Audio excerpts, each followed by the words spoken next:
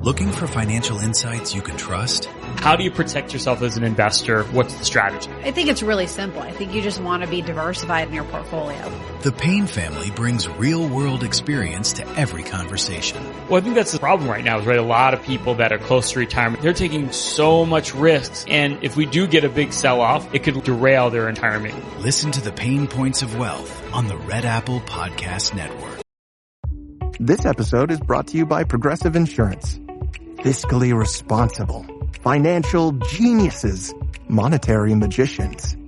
These are things people say about drivers who switch their car insurance to Progressive and save hundreds.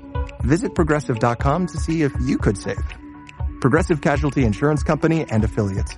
Potential savings will vary, not available in all states or situations. This is Another Side of Midnight with TJ McCormack. Now to the Bernard McGurk studios of 77 WABC. Here's TJ McCormack.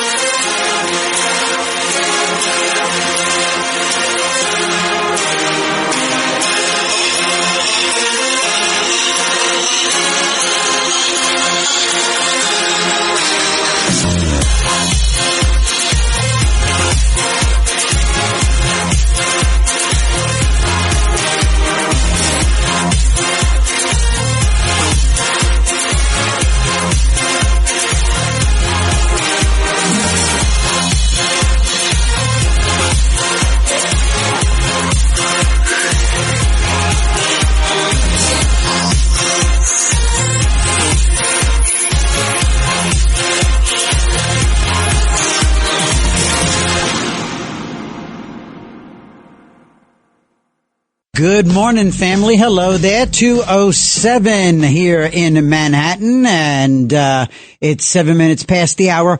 All over the world, that's how it works. Everywhere, it's how it works. Fascinating.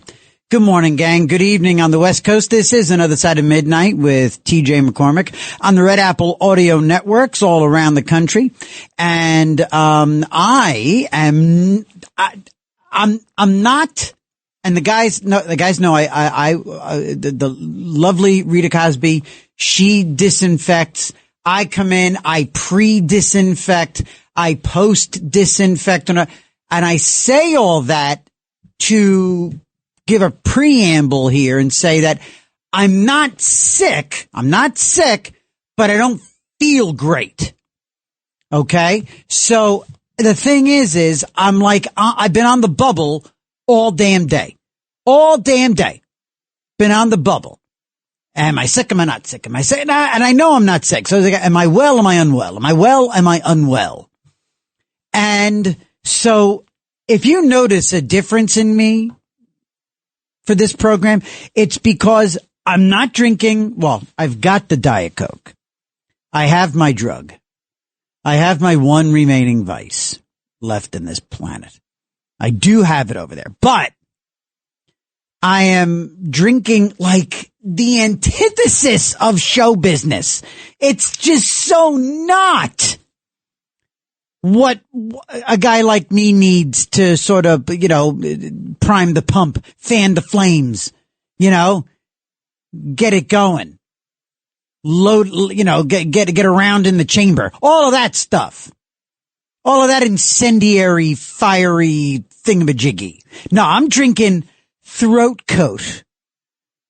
God help me, Lord Edith over there. Throat Coat. I mean, you see this stuff. It's in every singer's dressing room. It's in a lot of radio station kitchens. A Throat Coat is amazing. Back in the day when I was doing stand up and I was doing something like 8 shows a week. And a lot of impersonations and stuff like that. And I remember discovering this stuff when I was on cruise ships from singers who told me about it. But it is just so boring. It's, just the 2 words, caffeine free. God almighty, kiss your sister. And I don't like my sister. I don't get along with my sister. So the phrase, it's like kissing your sister, that to me is a flippin' nightmare. Oh God. And this stuff smells herbal. What am I drinking? Normally, now look, I'm a showbiz, I used to, clean and sober now, but my idea of, ready for the show, even though I haven't had a cigarette in 19 and a half years. For me, getting ready for a show still could very easily mean coffee and a cigarette. Absolutely. What am I drinking? Organic. There's the opener. I couldn't figure out how to open this box. I ended up opening it like a ferret. You live with anybody like that, by the way? Do you live with anybody who just has no concept how to open packaging? Does anybody live with anybody like that?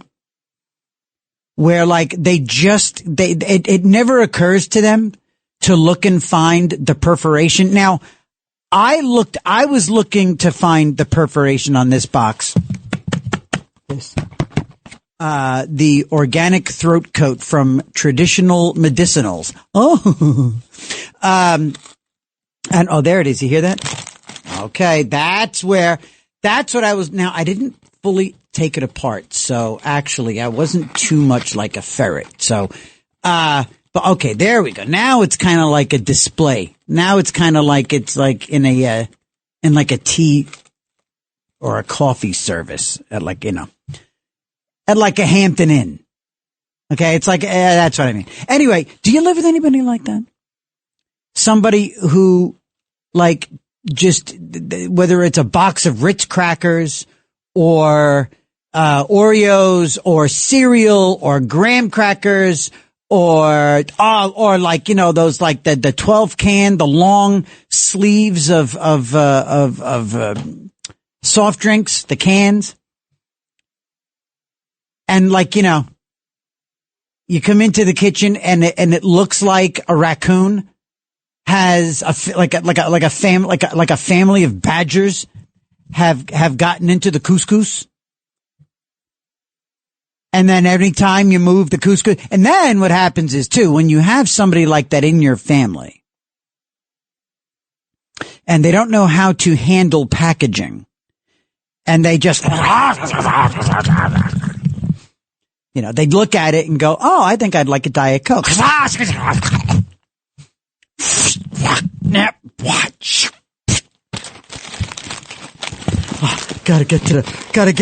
the noodles open. Making pot roast, gotta get the noodles open. And it's like that. Yeah, that can be very, very, very, very disconcerting.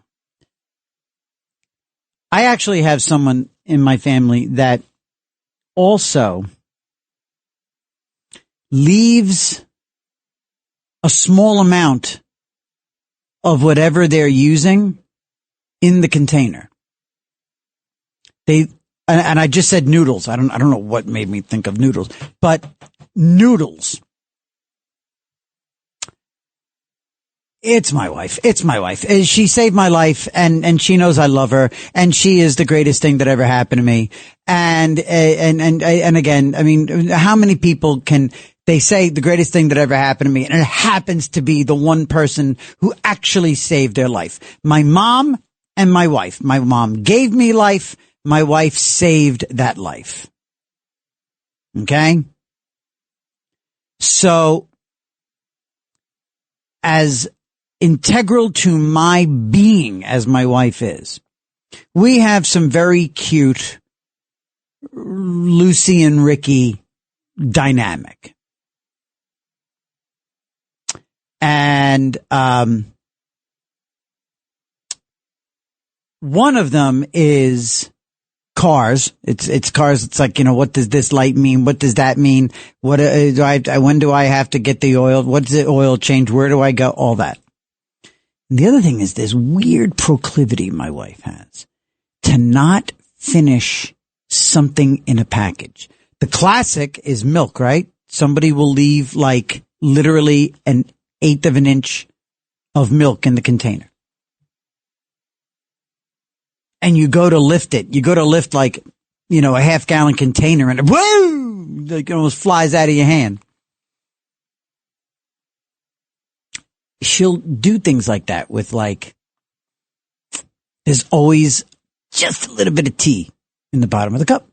There's always about 2 fingers worth of noodles in the bottom of a noodle bag if she made chicken noodle soup for the girls. And she makes great chicken soup.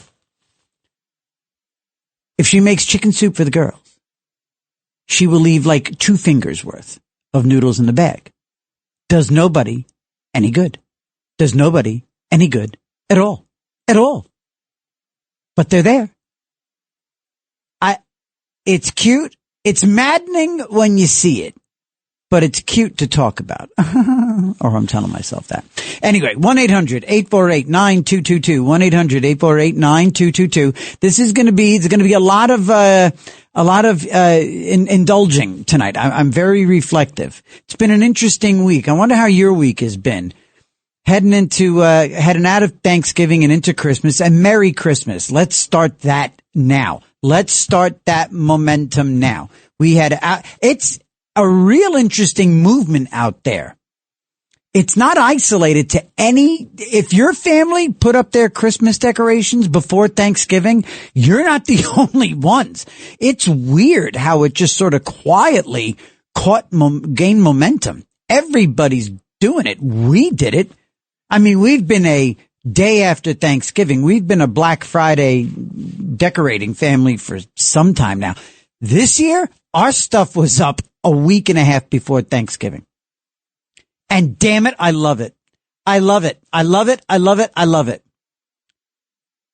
I'm also into early voting these days. I don't know. Am I getting Am I getting liberalish? No. But, yeah, so we here on another side of midnight, we're all into Merry Christmas now, kids. So Merry, Merry, Merry damn Christmas to all y'all. And we're going to say it a lot, and we're going to get into it because you know what? There's always that crash. There's always that crash after Christmas. And it really guts you, doesn't it? So we're going to take advantage of Christmassy stuff, and we're going to do it. We'll play some Christmas music. Like I said, we're going to talk about Christmas commercials. We're going to do some retro stuff this week and next week. We're going to start talking about, we did it last week, actually, kind of quickly. We dipped in very briefly into some vintage Christmas stuff, but I'm going to try to do my best to curate a proper program, a couple of proper segments, and with your help too, by the way. We'll maybe tomorrow night we'll set up, maybe tomorrow morning we'll set up next week's programs. Tomorrow morning, we'll put our heads together and we'll see what we're gonna do next week. Okay. With some vintage, Christmas stuff. Now something, that caught my eye. And by the way, if you want to talk about quirky, like husband-wife stuff, little, idiosyncratic things, little idiosyncrasies, little proclivities that your mate displays. Again, my wife is a dainty, lovely, delectable dancer. And for some reason, she attacks all packaging as if she were a rabid badger. She just does. She has no patience to look for the perforation. And it's funny as hell. 1-800-848-9222. Something that caught my eye this week, and we're going to talk to an expert, at the bottom of this hour. And I see Lou on the line. I see you there, buddy. We're going to talk to you in a sec.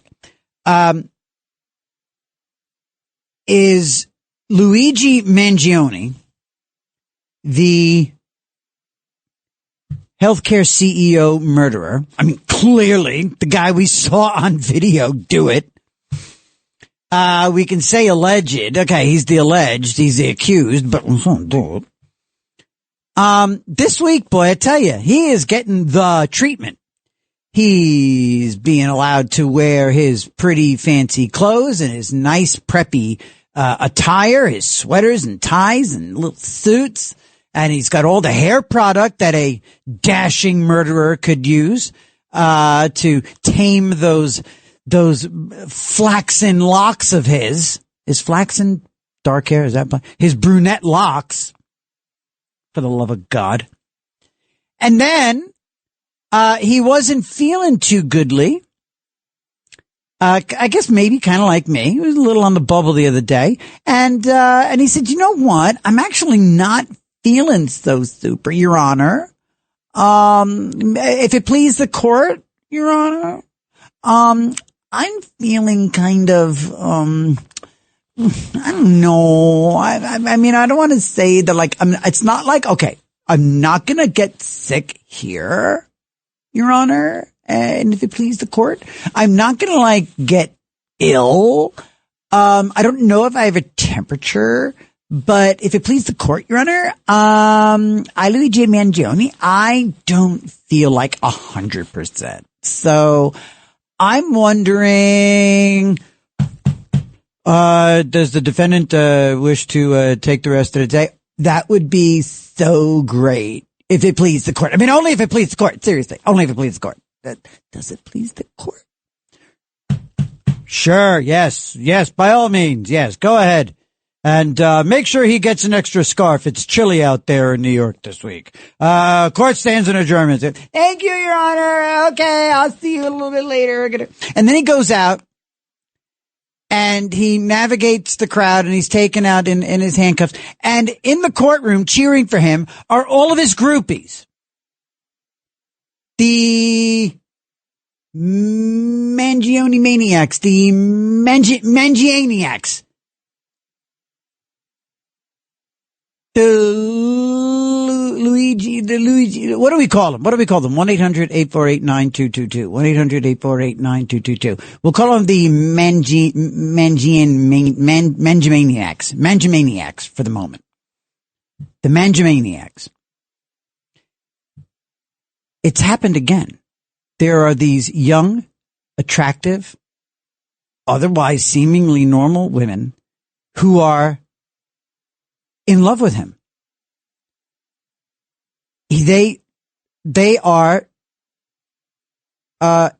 infatuated with Luigi Mangione, as are a number of a huge thousands, tens of thousands of predominantly left-leaning liberal people in this country who, if not condoning the murder that he pulled, understanding.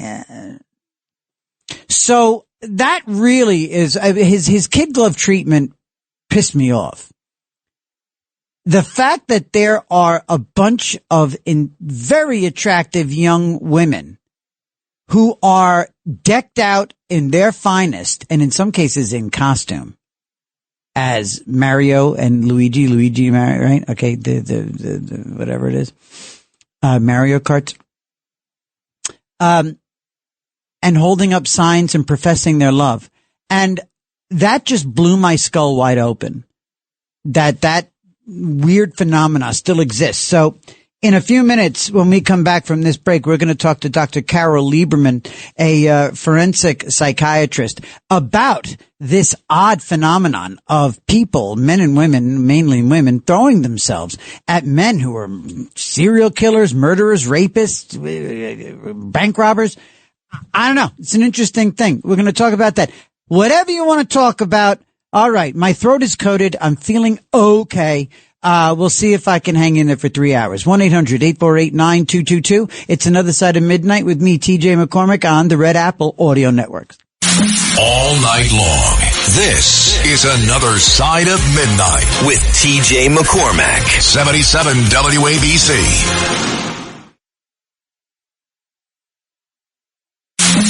It's Another Side of Midnight. Political humorist TJ McCormack. Now, to the Bernard McGurk studios of 77 WABC.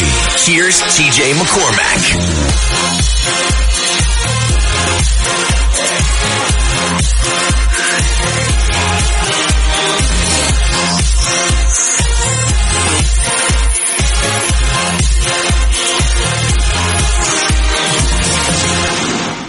Run DMC, Christmas in Hollis, Queens. I remember one time driving like a maniac through Hollis, Queens to get to JFK.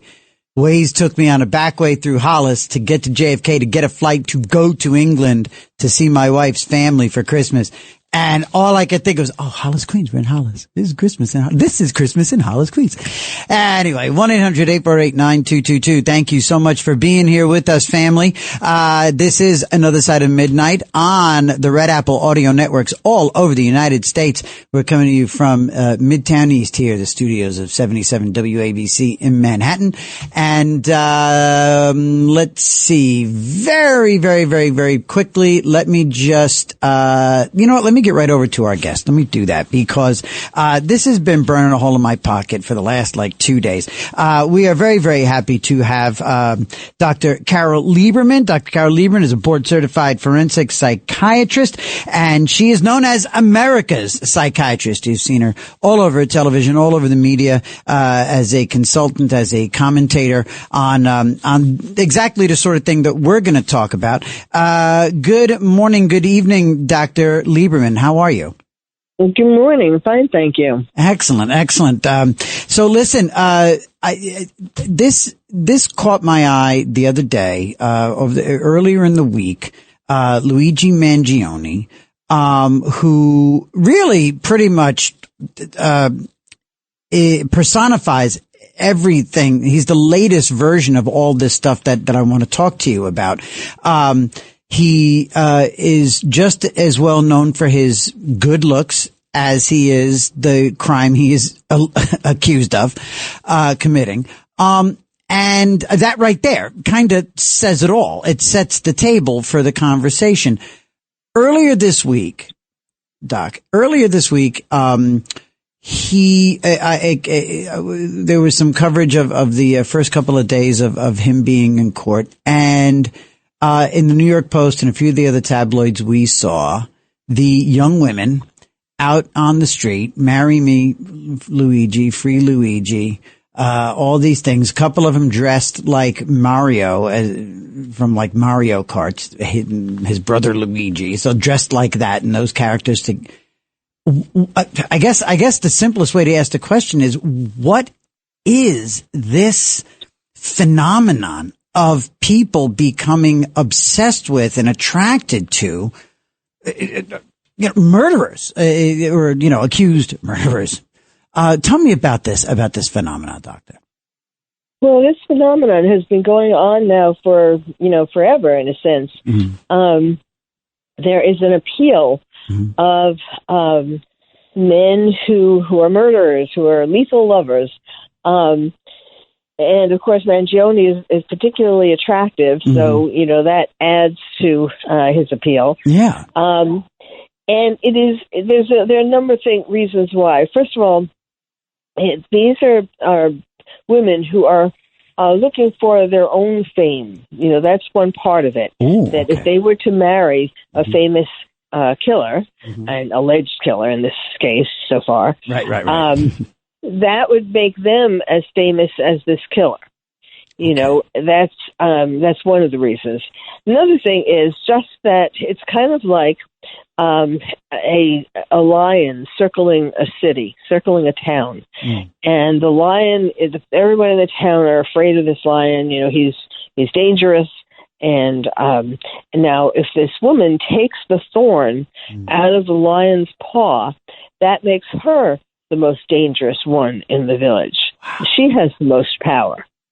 Wow. So that's part of it too. And then just in general, it's the same thing of bad boys. Why are women attracted to bad boys in general? Not only murderers, but it's that sense of danger. It's that sexiness.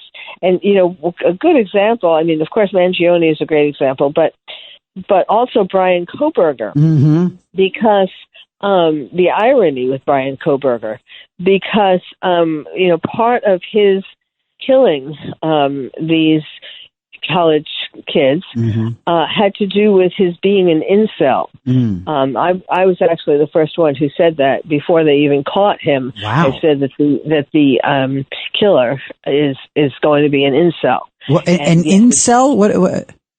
Yes, an incel, involuntarily celibate. Whew. Someone who is not able to get women to have sex with them, to go out with them, who and who builds up rage.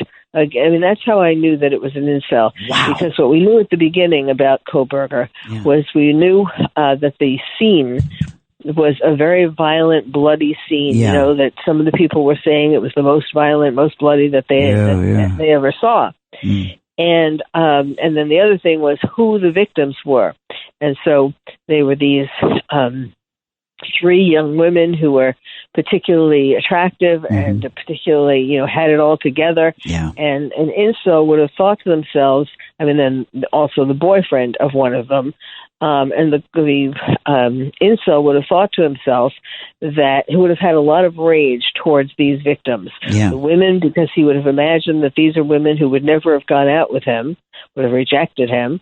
And then the boyfriend of one of them, because they're also hated by incels because they have one of these attractive women. Right. So that's how I knew that the murderer would turn out to be an incel. But the irony with Kohberger is that part of his being an incel was had to do with women rejecting him from middle school on. Right. And so then when he became this famous killer, now all of a sudden he had women coming out of the woodwork, being attracted to him because he was this killer. So it was like what he wanted for his whole life. He managed to get, women were sending him letters, sending him all kinds of things, sending him money, because he became a murderer. Wow. And then we're talking to Dr. Carol Lieberman. She's a forensic psychiatrist, out on the West Coast, and joins us here on Another Side of Midnight, talking about Luigi Mangione and these groupies of his. And this is nothing new. It's interesting, there's been all versions of this sort of attraction, and you hear about jailhouse romances between guards and inmates. You hear about there was the I forget the name of the prison, but here in New York, the prison break that was assisted by a woman who worked, I think, in the laundry or the sewing shop or something like that. Something like that sort of thing. That was a romance. She had been actually having illicit relations with the fella on like work time. Yes, in upstate New York. Yes, and smuggled in the tools that they used to break out. To get out. Right. My gosh. And knowing that there was great personal cost and she was married and all that stuff. And so, I mean, so it goes beyond a physical attraction. What is missing? What is lacking in, well, I mean, I know it does go both ways, but traditionally and the more classic version of all this is women for the bad boys. What's missing? What's missing in these women's lives? We know what was missing in Kohlberger's life, for example. What's missing in the lives of women holding up signs professing their love and attraction for Luigi Mangione? Well, they have a sense that these bad boys, that they could, if they all they need, they see the misunderstood little boy in these killers, and feel like if that they could bring them, they could save them. And it's women who feel, that who are yearning for excitement. They're yearning to, they feel that by them sort of befriending the criminal, that the criminal will owe them. They'll have more power in the relationship. A lot of times these are women who either were hurt by men or have trouble getting dates, or and they feel that if they can give the imprisoned man that they can bring them things, even just writing to them, bring them. I was once, a long time ago, I was once on a talk show, Sally Jesse Raphael. Oh wow, sure. Where the topic was the women who love the killers in jail. Okay. And there were a few different examples of the men in jail and the women who loved them. And so one of them was the Night Stalker. And Richard Ramirez. Right. And it turns out that there were two women who had been attracted to him, and they each thought, he told them, each of these two women, and probably more, that he loved them and that he was going to marry them. Oh my God. And so these women came on, and they didn't know that the other one existed. They each thought they were marrying him. And when they discovered that there was some other woman who he also planned to marry, or told that he was going to marry, they got into a big brawl, Oh my gosh! And because they couldn't believe it, and they couldn't believe the serial killer had lied to them. Exactly. It was just so, and then so I had to sort of go down and try to break them up. They had guards, but I had to convince them to sort of, stop fighting. Yeah. And that was exactly it. You don't believe that this man who was killing all these women, raping them. Amazing. How dare he lie to you? Yeah. Not a man of his word. 1-800-848-9222. We're talking to Dr. Carol Lieberman, America's psychiatrist. She's a board certified forensic psychiatrist, talking about some of these fascinating quirks in a slight curveball. If it's not something that you've never paid attention to, then shame on me. But I'm just curious, because I think it is in the same ballpark. And these two isolated incidents, I will isolate in the news in the last year.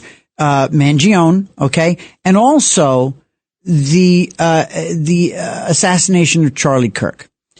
In each case, and one again, slightly different sentiments, but in each case, there were large numbers of people that, if they weren't condoning, and a lot of times you wonder, well, if it's whatever they're saying out loud, what are they not saying that they're thinking? But we'll just take them at what they say out loud. Not condoning any of these murders necessarily, literally, but at the very least, in a lot of cases, people were kind of throwing their hands up and kind of shrugging their shoulders and going, look, you deny coverage, You implement policies that that make it difficult for a family to get dad treatment. And with Charlie Kirk, people say, well, the guy did express some extreme views. He was murdered in front of the world. Mangione lied in wait and murdered a guy who was a youngish, a middle-aged father, of young kids. Charlie Kirk had babies. What is it with people being able to justify an innocent killing like that? Or rather, how is it that they don't see it as innocent? And again, forgive me for kind of twisting the initial topic, but I think they're kind of related. I mean, in both cases, people were trying to somehow justify in some way, shape, or form these murders. And is it groupthink? Do they have a point? I mean, I don't know. Well, with Luigi Mangione, a lot of people could relate to his rage and his frustration with CEOs, people who are making a ton of money by refusing money or saving money, taking money from people because not giving enough money to people for their treatment. Right. In other words, being greedy, not giving people letting people die because they're saving all the money for themselves, getting these millions of dollars. Yeah. I think most people either for themselves or they knew somebody who didn't get all the treatment they needed for something because of insurance companies holding on to it. Mm-hmm. So, yes, there was some of that, like he deserved it. The CEO deserved it. And isn't that like a depravity, though? It's like it's one thing to say on an intellectual level, how does that guy live with himself? Or how does that guy, how does his family look themselves in the mirror knowing that they live in a big house because he saved his corporation money by not providing? How do people make the leap from like a value judgment to quietly, tacitly endorsing murder? You know what I mean? That's such a leap for me intellectually. And other people seem to do it. And in the case of Charlie Kirk, we had elected officials. United States elected officials were kind of throwing their hands up going, well, the guy said some stuff. Yes, which is so, he really didn't, but there are little clips, little sound bites out of context. Taken from, out of context. Yeah. And so they use, I know, it is just, even teachers. Yes. Telling their students, oh, well, he deserved it, Right. It's just, well, in that case, it just shows how our politics have gone crazy. Yeah. And people are just out of control. And for a psychiatrist, you probably sit back and look. It's like a gardener looking at a massively unmowed lawn. You're sitting there looking at all this dysfunction, saying, "Boy, I got a lot of work to do." There's a lot of people out there in need of a recalibration of their minds. Yes, absolutely. It really is. And by the way, so let me ask you this. Let me wind us down. I'll bring us down to the runway here. I won't keep you much longer. But you mentioned, the political landscape. Has it been this bad? Do you see what I sense and what a lot of people sense, that we really are sort of disintegrating? There really is, for every Trump derangement syndrome, there's I want to punch a liberal in the face. You know what I mean? I really get the sense that it really might be worse than it's ever been, and not being hyperbole. Well, no, I think you're right. I just came from an event this evening, in fact, where somehow the conversation,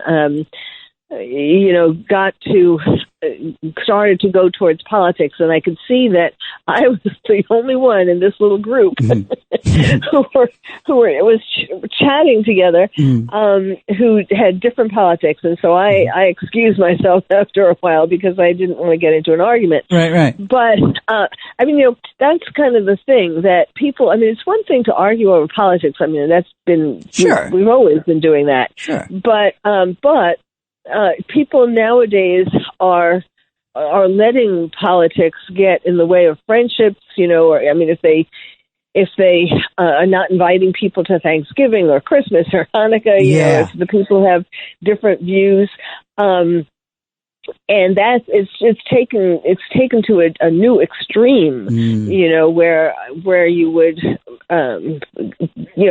not invite your relatives to a holiday because they have different views. I mean, it's politics shouldn't be that important that it interferes with relationships, whether it's friendships or family.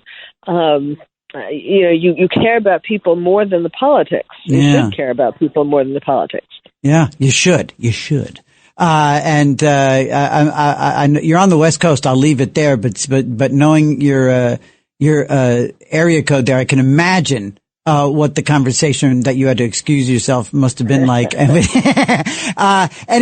Dr. Carol. It had to do with our wonderful governor, yes. Oh, ain't there's another guy. He reminds me of Mangione. He's got the perfect hair. It looks like he's had his eyebrows done every 3 hours. Oh boy, he's a peach. That is a really interesting, set of primary candidates in that race. Oh boy, some real interesting cases. Dr. Carol Lieberman, I look forward to calling upon you in the future. Thank you so much for joining us, talking about this really interesting phenomenon. And we will definitely talk to you again. Dr. Carol Lieberman, America's psychiatrist. Thank you so much for joining Another Side of Midnight. My pleasure. All right. Talk to you again. All right, gang. We shall return here after this break. And when we do, your calls. And please, Lou, I didn't get to you. Would you please call back, Lou? I saw you right there on line 1, and I want you back on line 1 when you get a chance. Give a call. All right, gang. 1-800-848-922. It's Another Side of Midnight with me, TJ McCormack, on the Red Apple Audio Networks. All night long, this is Another Side of Midnight with TJ McCormack, 77 WABC.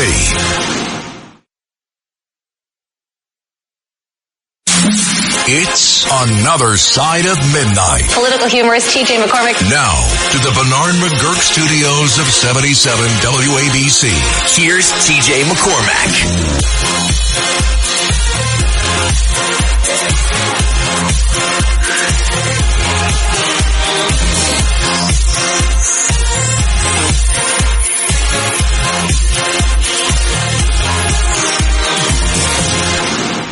I was able to watch Darlene Love in between my loathing and hatred of Hoda Kotb and Savannah Guthrie. 1-800-848-9222. This is Another Side of Midnight with TJ McCormack on the Red Apple Audio Networks. Fascinating conversation there with the good doctor. And boy, it is what it is. There's crazy people out there that are attracted to awful human beings. And again, the idea that Luigi Mangione, that the murder, I mean, alleged, he's accused of, we saw it, we saw the video, him lying in wait, we saw the CEO, like, on a cell phone, for crying out loud, like, making a phone call. I had just walked down that side street next to the New York Hilton, like, not quite 24 hours prior. Like right by nothing, I know that's really kind of neither here nor there, but it is pretty jarring to know that, 24 hours later, some dude is going to have his life taken by a ne'er-do-well, awful, wealthy, entitled punk who is being coddled and loved and enabled. There's a lot of that going on. And I think I made a perfectly good analogy between all the people, if not making excuses for, but lightly shrugging their shoulders when it comes to Charlie Kirk and Mangione, and Charlie Kirk's murder and what Mangione did.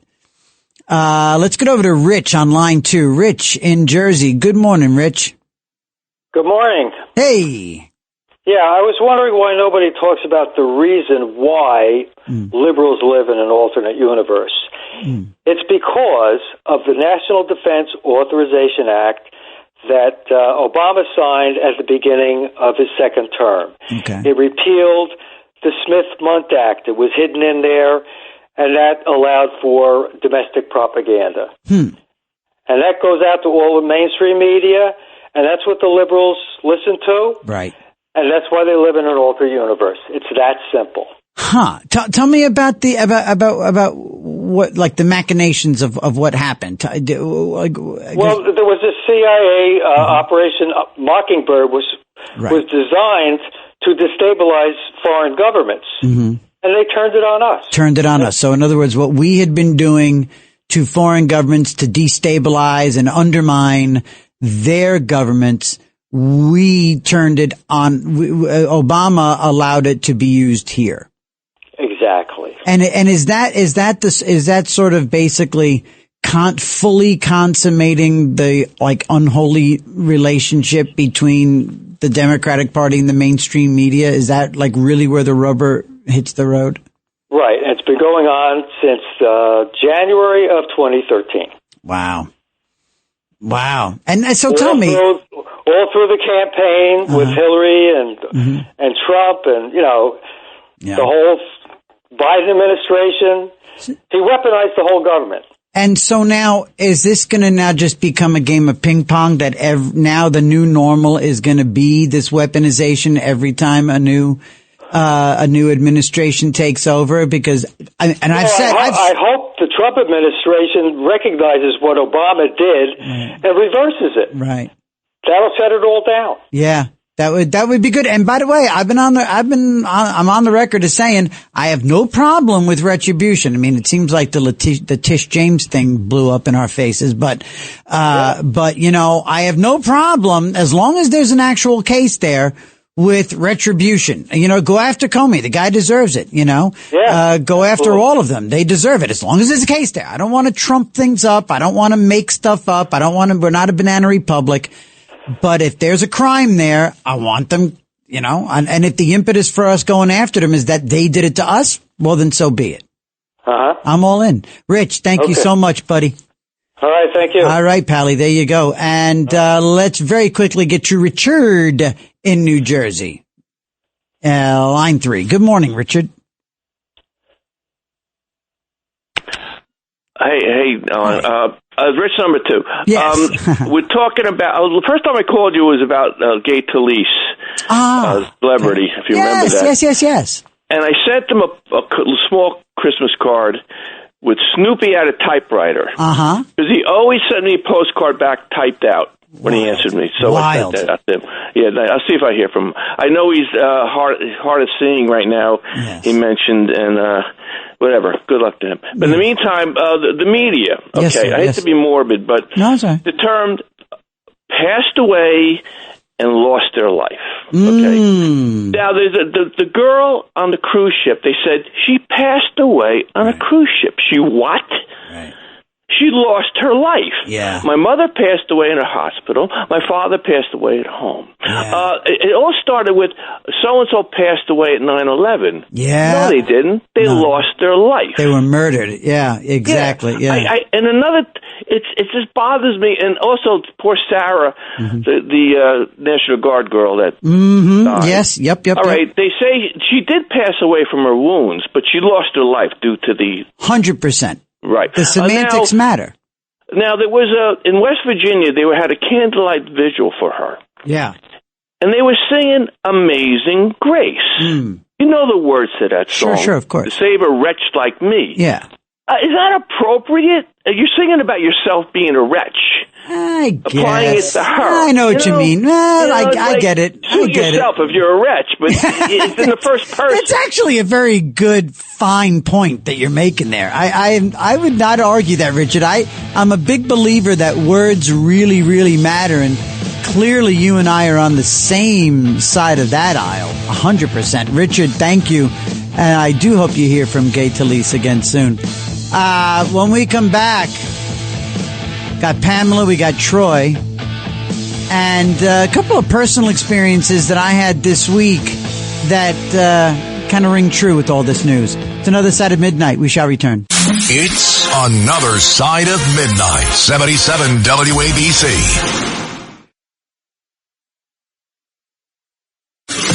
This is Another Side of Midnight with TJ McCormack. Now to the Bernard McGurk studios of 77 WABC. Here's TJ McCormack.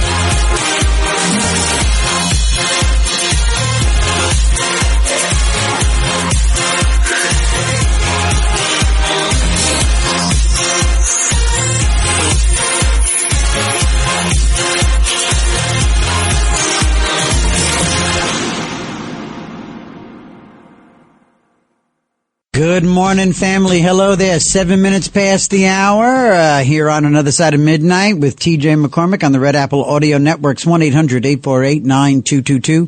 1-800-848-9222. Talking about a bunch of stuff this morning. In my case, and by the way, just to seed the clouds, let us be clear.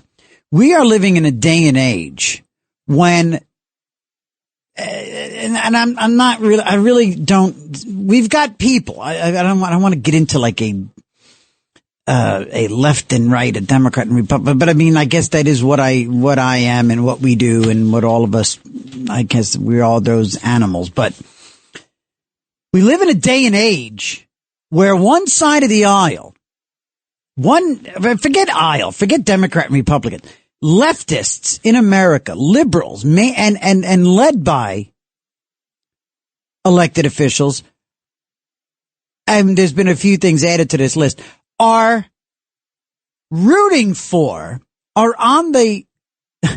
cheerleading for,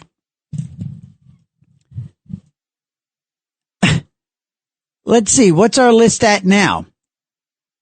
Drug dealers, illegal aliens, spousal abusers, murderers, rapists, sexual deviants, the end of girls' sports as we know it, mentally ill men in women's safe spaces, illiterate truck drivers with no names on their license plates, and anti-Semites. This is who the left in America are making excuses for. I said murder. Making excuses for, answering for, shrugging their shoulders about, enabling, if not straight up defending and making excuses for. And I say illiterate truck drivers. I mean, that sounds like a weird, little mini word salad, but there are commercial licenses being issued in California and other states to men who mainly men, who cannot read English. Commercial truck drivers. And just so happens, here comes the rash of accidents where people are losing their lives. And it's classic accidents too. They're taking out newlyweds. They're taking out families. They're taking out children, these guys, when they crash their semi-rigs. And so this week, so again, I'm trying to be as intellectually honest as possible when it comes to the Mangione thing. And so this week, and I mentioned this actually last week, this little mini crisis in my family. And I say mini, I'm sorry. What I mean is it's a crisis for my family in a peripheral sense. My wife, as everybody knows, owns a dance academy. Owns two of them.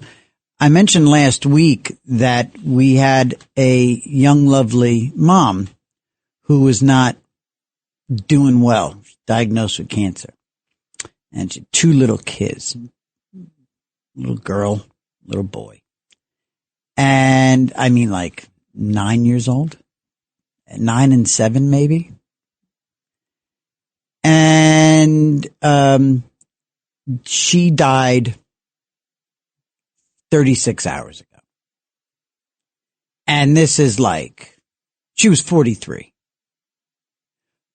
years old. A nurse. She knew what she had.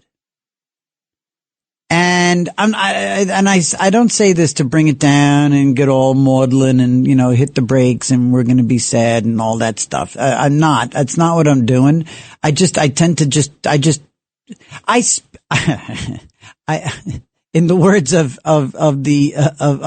Kamala, I speak my truth. Okay. At one moment in this saga of this mom, of this lovely, wonderful young mom, a nurse, at one point she was being denied coverage of certain things by her insurance. And again, she's a nurse. Her insurance comes from, I believe, the the health organization that she works for, that runs the hospital where she worked. She was denied coverage. She was denied service, not coverage, but she was denied, I guess, whatever. It's 6 of one, half dozen. She was denied services. She was denied treatment. Treatment. She was denied treatment. And as she described to my wife, because my wife was well in touch with her, she said, well, this is so far along, they probably don't think it would do any good. And that's why and it made us angry. It made me, I'm logical. I think logic. And so on the one hand, the logic told me, well, you don't know if it's going to work unless you do it. So do it. They've got to do it. Yes, there's an emotional attachment to the story. There's an emotional attachment to these beautiful kids, this lovely young woman. And so that's tainting the logic for sure with me. And yet at the same time, I do get the logic, the pure dollars and cents and nuts and bolts and X's and O's of the logic and practicality of the insurance company in saying, as did I think this woman who passed away, in saying, we can't throw money at this. As cheap and tacky and cold and brutal as that sounds, that's the business they're in. As angry as I am that she's passed. As angry and hurt and crushed and thinking about it, never, ever, ever, ever occurred to me, not for like a heartbeat of a nanosecond, did it ever cross my flimsy little brain that somebody's got to die for this? Or heads should roll, and I mean physically somebody's head should be cut off. There's got to be a CEO that we can take out. Somebody dying over this never occurred to me. And the fact that Luigi Mangione killed this CEO of United Healthcare, and that thousands of Americans, people that I know on social media when this thing shook out, they wouldn't necessarily. Now, there were people who came out and said, huzzah, ding dong, the witch is dead. He's gone. He sleeps with the fishes. F him sideways. Good. Most people, and I almost give those people a little bit more credit for being intellectually honest, if not sick. But there were swaths of people who were just shrugging their shoulders and going, well, and I just in the last 36 hours, a person very close to my family, incredibly close to my wife and my daughters, died. 43 years old. And towards the end was denied a last-ditch effort. And for the pragmatic, practical, fiduciary responsibility that the decision makers at her healthcare provider, for all that intellectualizing and pencil pushing, it is crushing to know that her kids and her husband will never know if it would have worked or not, for sure. Because that Jim Carrey moment. So you're telling me there's a chance. It was just dangling in front of him. And the fact that you can't just look the other way. You can't just do it for free. Isn't there somebody out there? Isn't there an angel investor? Isn't there an angel millionaire out there who will throw? But there's people who think that Luigi Mangione is a righteous dude and gorgeous. Pamela in New Jersey, line 1. Good morning, Pamela. Good morning. I think, a lot of this has to do with, originally I called about, I like that doctor. She makes a lot of sense. She's cool, right? Yeah. Yeah. Charlie Manson, his girls, a lot of them probably had bad father figures, and they're looking for a figure. And, a lot of and really, the insurance field has, gotten worse. Those who started jobs with pensions are finding that little by little they've eaten away at what you were supposed to get. And you might not have even stayed at your job if it wasn't for, I remember my dad saying, try to get a job with a pension, because he had 2 heart attacks when I was in college. Wow. And in his early 50s. And, the small company he worked for as a mechanic, very good mechanic, they dropped his insurance. Wow. And I had to help support, the household. I paid for his prescriptions and everything. So, I learned, and also I have a very, not a dark view of life. I just know, maybe it's because I had depression parents, that life is not always fair. Yeah. And, the Navy denied my father's malaria because they wanted to keep a secret because it was taking down more sailors than they wanted people to know. So when I wrote the Navy, they said my father had a wool allergy. Yeah, right. Whoa. Did he serve in the Pacific? Yes. Wow. Yeah. My wife's grandfather died taking quinine tablets in his final days in the 2000s. He served in Burma and got malaria and was taking quinine tablets forever. Yeah, never stopped taking the quinine.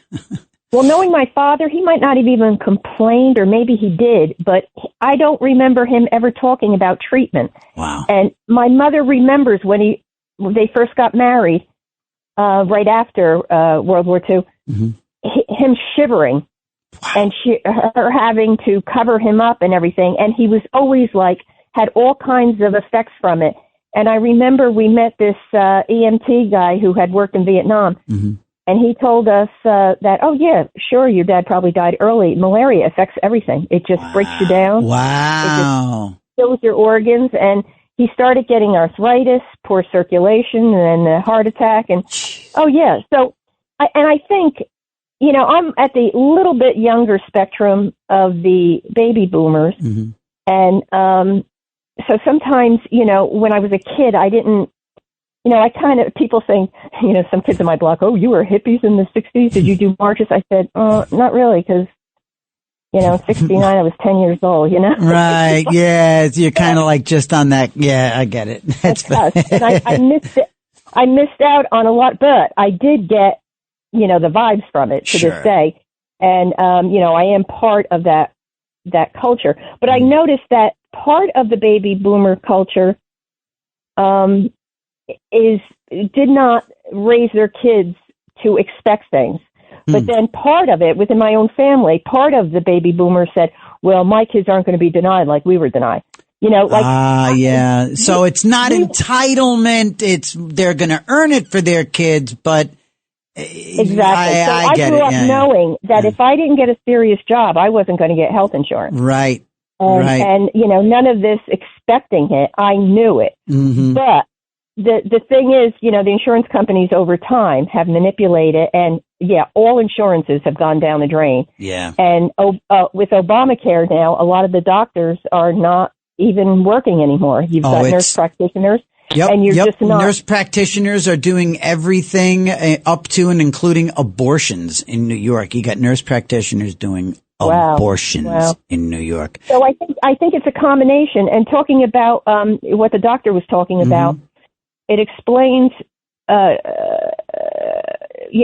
I've heard that a lot of these people who are against MAGA people, socialists, and they carry on, it's because in some ways they do fear us, because some of us appear quite strong in our beliefs. Sure. And they don't have a belief system.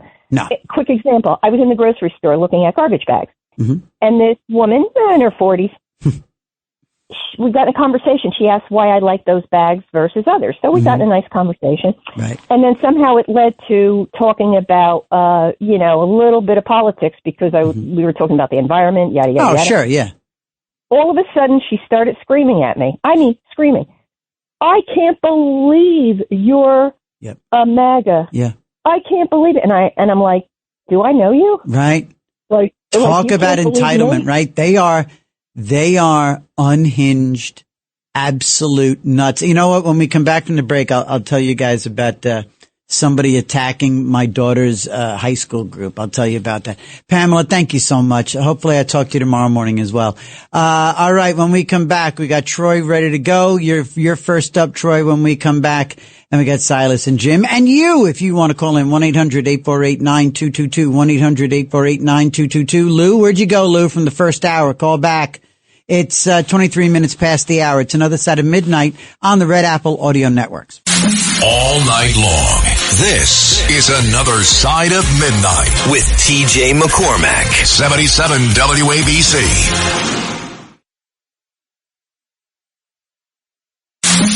It's Another Side of Midnight. Political humorist TJ McCormack. Now, to the Bernard McGurk studios of 77 WABC. Here's TJ McCormack.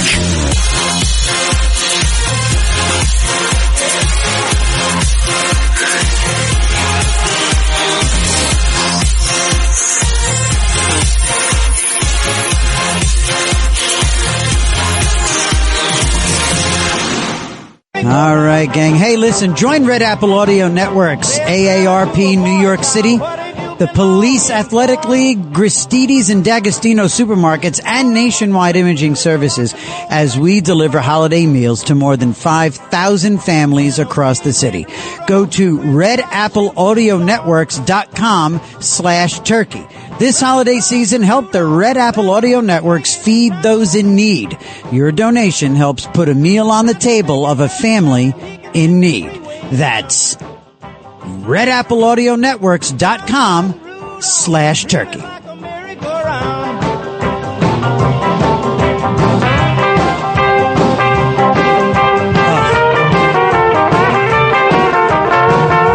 The other great version of this is Keith Richards. Keith paid great homage. You ever see that documentary for Chuck's 60th birthday? Hail, Hail, Rock and Roll, right? That's the name of that. And Keith Richards gets into a fist fight with Chuck. They literally scrapped. They were shooting, this documentary. They were putting together a 60th birthday concert at, I believe, the Fox Theater in St. Louis. And they were at his compound. I want to say he called it Berrywood or Berryland, Berry something. And, that's where Chuck lived in St. Louis, just outside of St. Louis. And, Keith Richards put together this all-star band. It was Keith Richards, Eric Clapton, Chuck's piano player, who is arguably the most underrated part of every Chuck Berry song, is the piano. I want to say his name is Johnny Johnson. And, who is the other guy who was in it? Robert Cray. Robert Cray is in the band, and a few other people. It's incredible. It's crazy. 1-800-848-9222. 1-800. That was TJ. There was the ADHD coming in. ADHD come flying in. Talk about a tangent. Oh my goodness gracious. 1-800-848-9222. 1-800-848-9222. And, yeah. So let's get over to Troy hanging in there on line 4 in New Jersey. Troy, good morning. All right. I'm here. Hi there. Troy, I'm not happy. I'm not happy what I'm hearing about insurance. Mm-hmm. And particularly you're defending insurance companies and those two ignoramuses you had on with this. What is this phenomenon? There's no phenomenon. Do you know what insurance companies do? They do something called lobbying, mm-hmm. and they bribe politicians to make laws. They calculate they can get them to make laws so they can steal more money, keep more money that's intended to be redistributed. Mm-hmm. They get them to make a law that they could you have to tie up your child in a bucket in the back. Mm. Do you understand? Thousands of children have been burned up and killed by this. Mm. How would you like to be tied up in a bucket, placed in an oven at 200 degrees, and left there to die over hours? That's what they're up to. Where are they doing this? In lobbying, state legislatures. No. Tying up people in buckets and putting them. What do you think these seats are? They're buckets, and they're tied in them. They can't move around. I'm in shopping centers. Mm-hmm. I see families moving toward their car, and I see the children crying and fighting. They don't want to be tied up. You tie up children, that causes them to be in panic. Oh, you mean, okay, I'm sorry. Yeah, so like the seatbelt laws and the car seat laws and stuff like that. It's not seatbelt laws, it's these seats. Putting them in the back. Insurance companies heated seats are a good thing. I paid extra politicians to make these laws. So let me ask you this, Troy. So the ignoramuses and myself were talking about, Luigi Mangio. Did that United Healthcare CEO, did he get what he had coming to him? It's not a matter of one. It's an industry. No. They all do joint lobbying. Yes, it's I used to work. It's not one particular person. I used to work in Albany for a senator, and I did. And Troy, to your point, I never knew until I worked as a communications guy for a state senator. I never knew exactly how massive the insurance lobby is. And in New York, and I didn't know that until, maybe about 10 years ago when I was working for this guy. And it's, I would have thought, it's the energy industry, it's oil or it's electricity, it's a Con Ed, something like that. And then it became quite apparent to me that it's the big, mother-loving, insurance industry that greases all of these wheels. But now I bring but that doesn't mean that anybody should be murdered, right? I'm not going to take a position on that. How can you call these people ignoramuses? How can you call these people ignoramuses? Hey, Troy, you're a sick maniac, okay? You're a sick animal. If you can't take a position on somebody being murdered or not, a guy with little kids, a guy who again, you want to put the guy in jail? You want to put the guy on trial for ruining people's lives? But you know what? If you can't take a position, if you're going to just sort of give some odd little guttural little grunt and a laugh and a chuckle and said you're not going to take a position, you're a sick maniacal animal. You're a slime bag and you are disgusting. But, feel free to call back. 1-800-848-9222. 1-800-848. Wait, ignoramuses. They're tying children to buckets and putting them in ovens. Oh, you mean car seats? Lunatic. A lunatic. I'm not taking a position. Silas in Staten Island. Good morning. Yeah, I was talking about Donald Trump being the greatest president, but as far as the insurance companies, yes, sir. Yeah, that last guy just showed how lazy people are. Yeah, you don't go kill an insurance executive over that. No, you tell the stupid parent, don't ever lock your kid in a car. Right. Okay. Yeah, that's the first thing. 100%. And then, as far as the insurances, it's all about the money. If Donald Trump is successful in taking out the middleman, yep, and giving money to insurance companies instead of giving it directly to the person. Great point.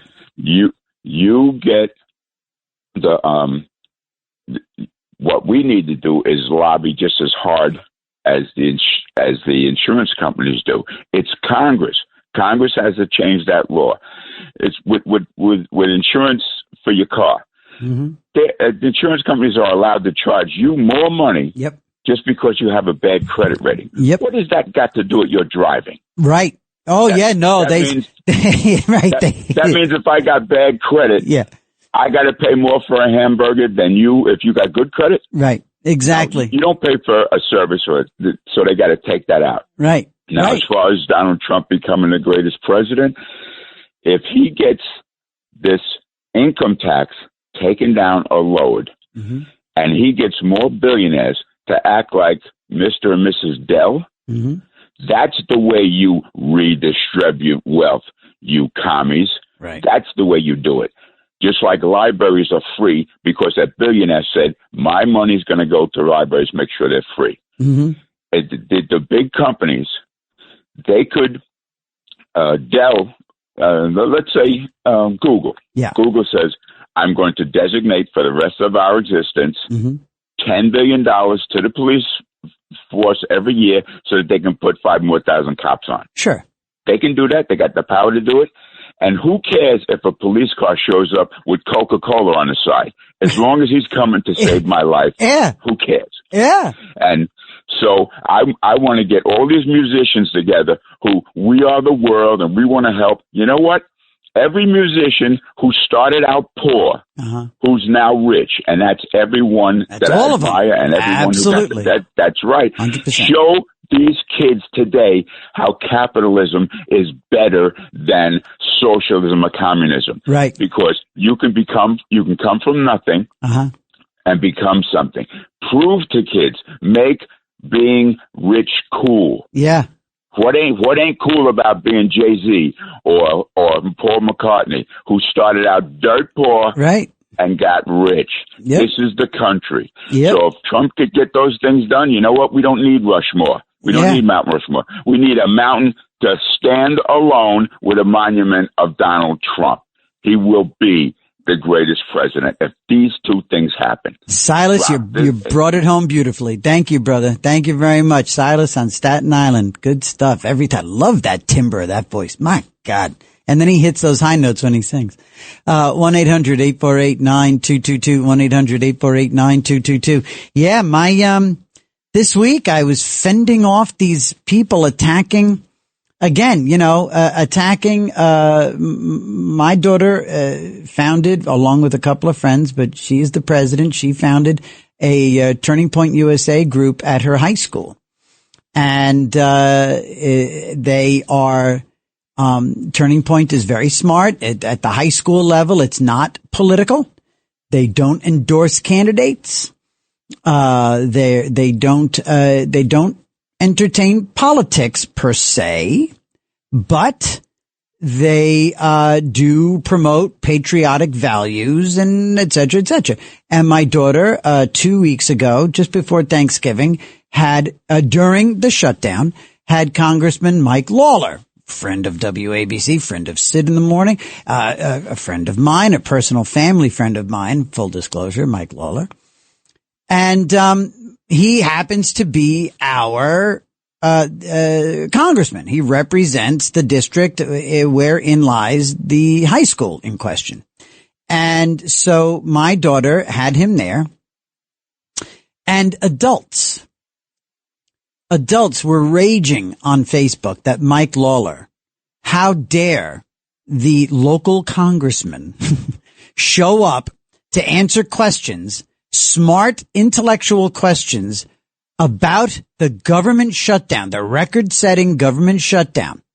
He answered questions about the machinations, about government, civics questions, etc. Nothing political. I mean, you can make anything political, but it wasn't political. It was governmental. And these adults on social media were tearing apart the group, tearing apart the idea that Mike Lawler went there, and called into question the integrity of the students, and were calling into question the right for this club to exist in a public school. Meanwhile, my daughter invites all the groups, all the clubs, including the trans group, the LGBT group, all the groups that would be clearly leaning in the other direction.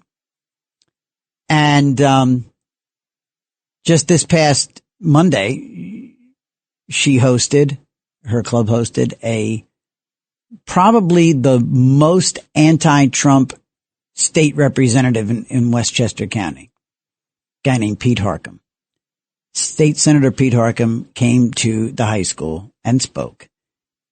And I challenged all of these idiots. Where's your concern now? Where's it? And they said it was just cover. They said adults suck. Liberals bite me. Anyway, 1-800-848-9222, 1-800-848-9222. We'll take a break real quick. Here we go. Let's talk to, Jim. Jim in, where are you, Jim? Astoria? Joe, I actually live, hi TJ, Hi. I live upstate New York. I'm from Jersey, but I bought a small farm up there. Uh-huh. But I've been in trucking for 39 years. Yes. And the thing with the non-domicile CDL, it's a horror show out here. Is it? It's a horror show. Really? If you go to a truck stop at night, it looks like a third world refugee camp. Really? They're washing their feet in the sink. Oh, Jesus. They're doing they're doing the Islamic Call to prayer at the fuel islands. I've almost gotten killed twice. Once with my family about a month ago. That illegal U-turn, that Sikh Indian guy. Yeah. But he killed those people. Yes. Same exact thing about a month ago. I took my granddaughters to get some new clothes for church. Mm-hmm. We're coming back from Binghamton to farm. Mm-hmm. There's Indian guy on the side of the road in the rain on the right shoulder with four-ways on. Mm-hmm. He makes a complete U-turn in front of us across the highway. Oh, my God. If I was 50 yards further, we would have got killed. You would have gotten killed. If I didn't have my granddaughters with me in the rain to upset them, I would have chased them down. Sure. But that's the second time. I had another one do it on the highway. I was in a truck up on 17, 17. Oh, 117. He did it right across the highway, right in front of traffic, legal U-turn. Jim, tell me this. Tell me, should we just assume that this is how they drive in their homelands? It's not so much, right? I mean, this is like, Exactly. There's no rules over there. They drive like animals. Go to India. They drive like insane maniacs. Go to Somalia. And here's the thing, TJ. Yeah. Same thing. I've had I was delivering I was picking up a load at a Libby food thing upstate New York. Sure. This guy comes in, could not drive at all. The left front of his tractor was smashed up already. Wow. I walked up to him. I said, "Hey man, stop turning the wheel. Just go back." He goes, "Somalian guy, you mean turn wheel like this or turn wheel like this?" He didn't know. I literally stood on his step to back the trailer in. The same exact thing happened down at a Budweiser plant in Newark. For 20 minutes, this guy couldn't back in. I literally got in his truck and backed him in. And they work for nothing. They kill the industry. They kill the rates. They kill the wages. How do the companies get away with this? I mean, now, okay, I think about some guy who just sort of, I'm thinking that I've just assumed that these guys that have been in the news with these awful situations were either sort of forewalling their own career, like they were owner operators, right? Or, they work for some I thought maybe they work for some foreign based group, because of NAFTA, right? Because we got Mexico, we got Canada. What are these companies that hire these guys? Are these good old American? Are these like JB Hunt and all these other truck organ, what's that one, Virginia? I know so many of these, I can't even list them. But is it some of these tried and true legacy U.S. trucking firms, or are they fly-by-night mom and pops who are, tell me. It's both. So, like a JB Hunt, you won't see them. Right. But these two Somalian guys I had to back in, they work for a company called Western Express. Sure, I've seen those trucks. Yeah. I literally called the company, right? Yeah. And I said, how do you send something out here like this? Oh, they got what truck number? I'll let safety know. Oh, yeah. I said, it's a double-edged sword, okay? They say there's a driver shortage. There isn't a driver shortage if you pay enough, okay? UPS pays very well, right? UPS driver can make $140,000, $150,000 a year. Sure. There's jobs out here you can make $3,000 or $4,000 a week. I almost went to Alaska to make $4,000 a week. Wow. Yes, you could. I make a very good living doing this. Well, I listen to the Trucker Channel I listen to that channel on Sirius XM. Because I'm just fascinated with the industry. And when I was a stand-up comic, I used to listen to the Road Gang Coast to Coast out of Louisiana. And, so I have always had an affinity for truckers and the industry. I'm a very white collar guy. Don't get me wrong, Jim. I'm not a grease monkey, but I love you guys and I love that industry. And, yeah, you know, TJ, I was a white collar guy. I own a restaurant now. I own a farm. You know, I was a boss at UPS. I've owned businesses. I was in the insurance business. Sure. You know, but I've found good money in this. My father never wanted me to do this. He was a truck driver, crane operator. And you know what? When some of those things didn't work out, I went back to this and I found out where there's money. People say, "Oh, you're just a truck driver." I know guys who are very smart truck. Very much. I have a friend, a multi-millionaire, started out with one truck. You know, lives in a multi-million-dollar house. Hey, dude, there is a work ethic, and look, you know, the truck drivers. I have met in truck stops across the country because I used to live in them when I was doing stand-up. I loved it. I didn't go to diners. I went to truck stops, and when I was on the road, and I met poets. I met intellectuals. I mean, yeah, I met some guys that were just, you know, pedal to the metal and they were, you know, whatever. They smelled like petrol and that was that. And they ate biscuits and gravy and that was their life.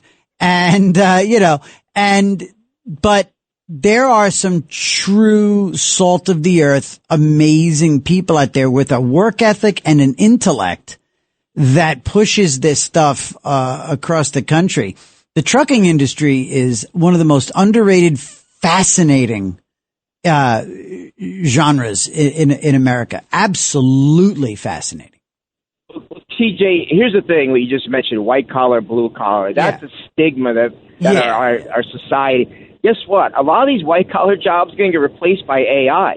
Oh, you know, attorneys, 100%, accountants. Yep. You know, these kids, these Gen Z. You know, again.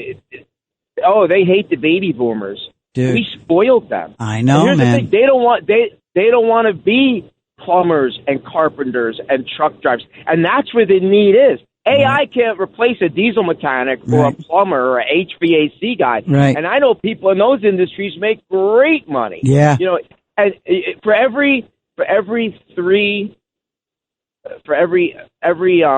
one person that goes into the trades today, we're losing two. Yeah. So two retire for every one. It's either two or three. They retire and they go and chase their retirement down in Florida. They even leave the region. Jim, I got to jump because I got to take a break, but I knew this was going to be a good conversation. So thank you very much.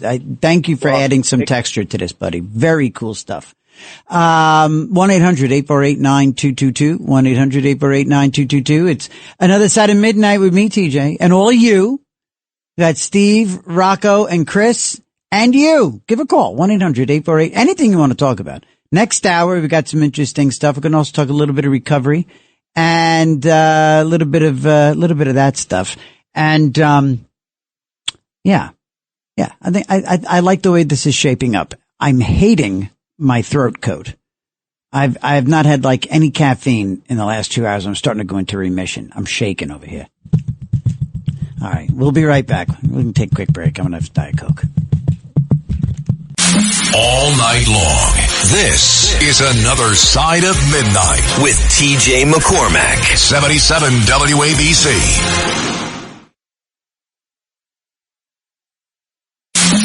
It's Another Side of Midnight. Political humorist TJ McCormack. Now, to the Bernard McGurk studios of 77 WABC. Here's TJ McCormack.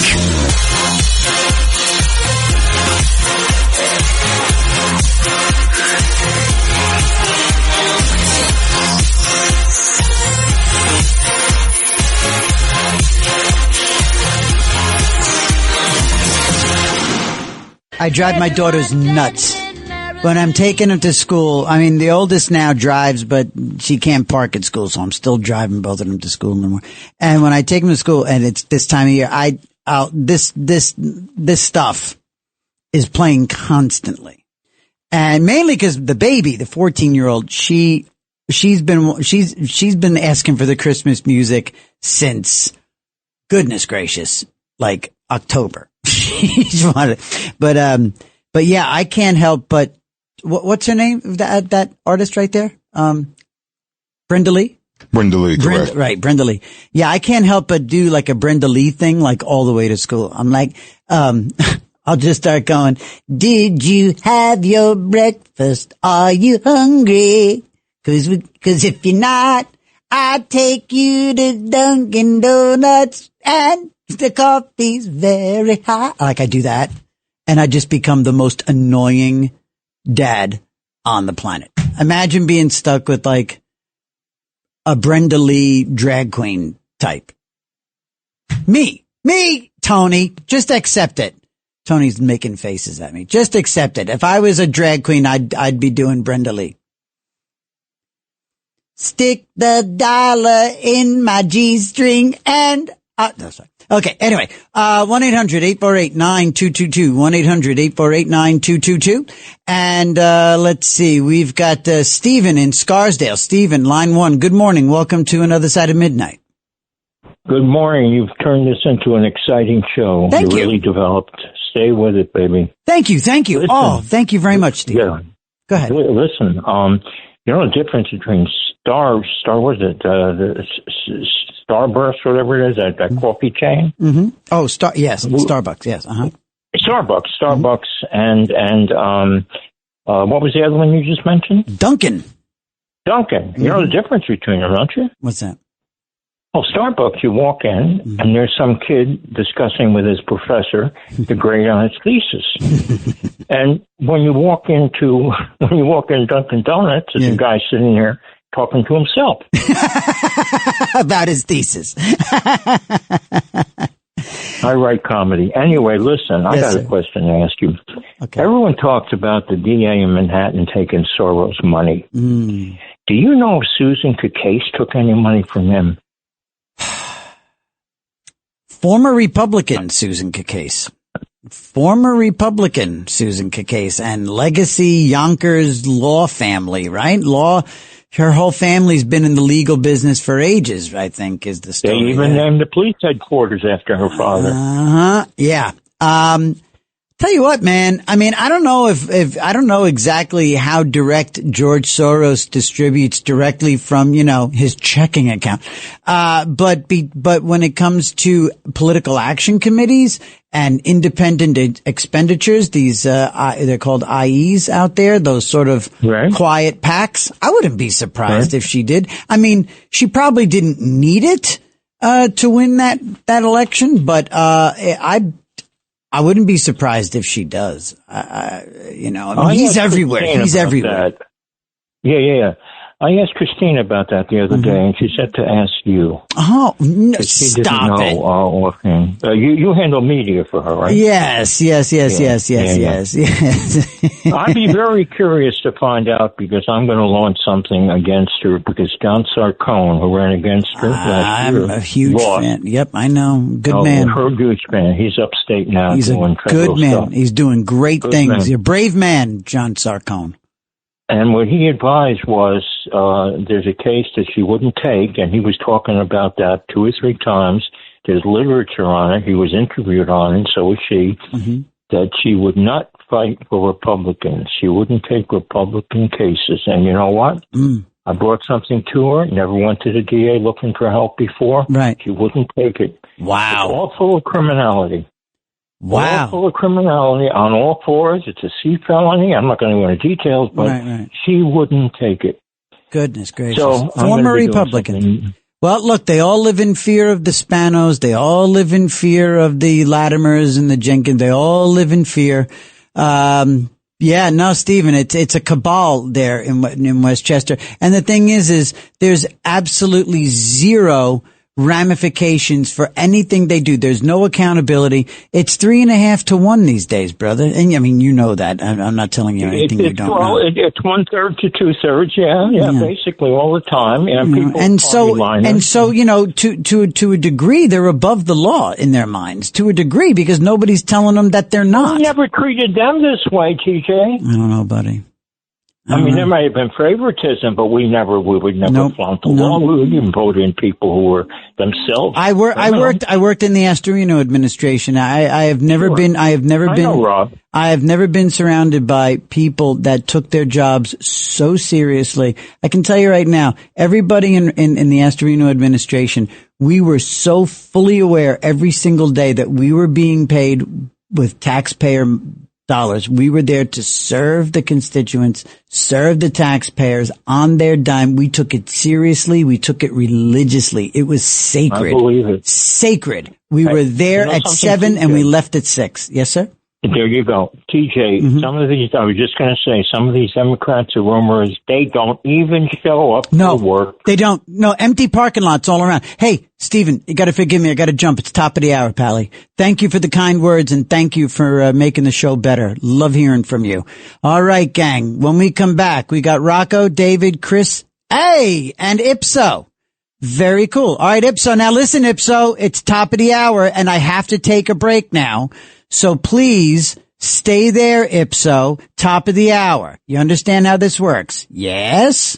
Good. Okay. All right, gang.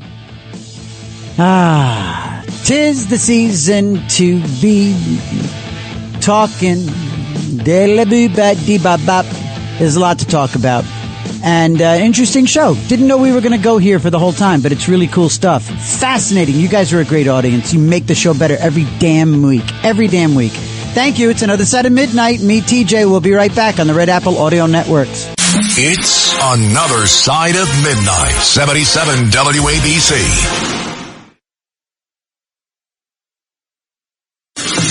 This is another side of midnight with TJ McCormack. Now to the Bernard McGurk studios of 77 WABC. Here's TJ McCormack.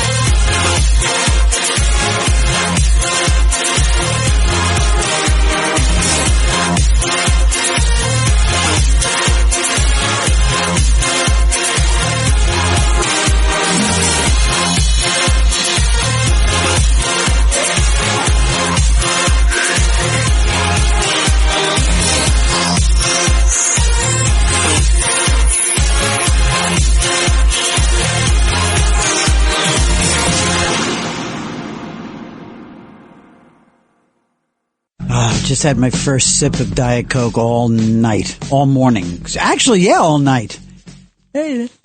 Actually, yeah, all night. Because I've been doing this throat coat. Oh, my Lord. You just can't. How do you do? You can't. Radio without caffeine overnight, early morning? Please. It's a sham. It's a scam. But my throat was just, it was going.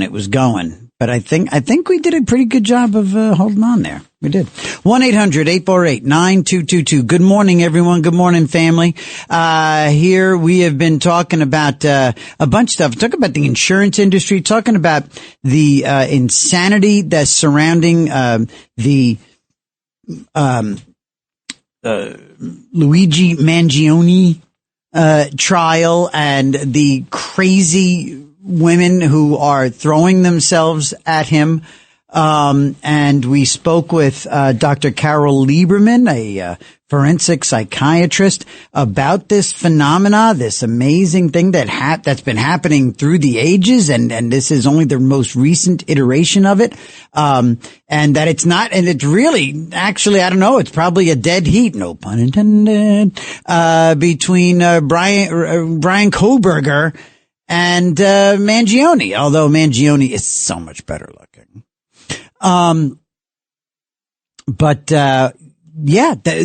This thing where women, especially, women just finding themselves attracted to, devoted to, obsessing on these awful, awful men. I mean, Hitler had a wife, girlfriend? What was Ava Braun? What was she? Wife? 1-800-848. I tell you what, if you're a single guy and people tell you, look, there's fish in the sea. If you haven't found love yet, take great solace and know there is someone literally for everyone. But it is particularly egregious to see just how many, and what really gets me, and this is what we've been talking about. It's been fascinating. We talk about the insurance and people talking about the healthcare industry and insurance, and we are definitely calling a spade, and we are definitely being honest about the bean counting they do and the denials. I told a story in the second hour, a personal story that I had referenced last week about a mom at my wife's dance school for children. Her kids come to my wife for dance, my wife's school, and 43 years old. She died of cancer, and down the stretch, there was hope for some additional experimental trial type of treatment, and the insurance company said no. Probably because it would probably not help. But that's not a good enough answer. And while I get it and I can't help but be pragmatic, I was furious, I was angry, I was heartbroken, but it never occurred to me that somebody needs to die over this. And so it's one thing, these crazy infatuated women and throwing themselves at Luigi, if they could, and Kohberger and Hitler and all these other awful animals. But what's more disturbing is the shoulder shrugging from a real big portion of the population. Where'd you go, Ipso? By the way, Ipso, I don't see you on the list here. Don't you come shouting at me. Where'd you go? And that's what's been happening. In the two cases that we spoke with Dr. Carol Lieberman, Mangione, and the aftermath of Charlie Kirk's assassination, As recently as today, I read a news article from up where I live in Westchester County about a bunch of people. There was a Republican group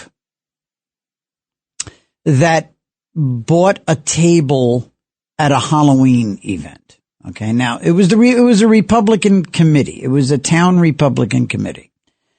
And they bought a table at a fundraiser. Okay. That was for like kids, whatever. It was at a school. It was a school event. And they had a Turning Point USA pamphlet on the table at the Halloween event. And it was just there. It's just passively sitting on a table. And people, these adults, these leftists, these Democrats were complaining. They complained to the paper and they complained to the school board and they complained to anybody that would friggin' listen. Because Charlie Kirk, a guy who died doing what he does, an exchange of ideas. That guy, there are people who today, and I don't know for a fact, but I bet you the people that complained about the Charlie Kirk pamphlet being on a table at an event, if you ask them about Charlie Kirk being murdered, they like members of Congress, Jasmine Crockett, and others, Ilhan Omar, and others, AOC, and others, elected officials, elected United States representatives, and others, shrugging their shoulders. Well, the guy, you swim with sharks, Oh, you play with fire, F around and find out, Sick. And the same thing with the Mangione thing. Well, the guy denied coverage.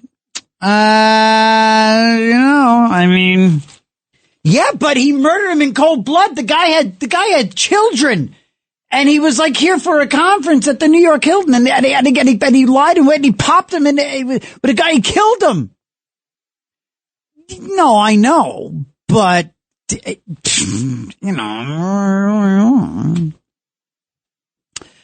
a disgusting, scary, sick world, and there are some disgusting, scary, sick people, and some of them are elected officials in America.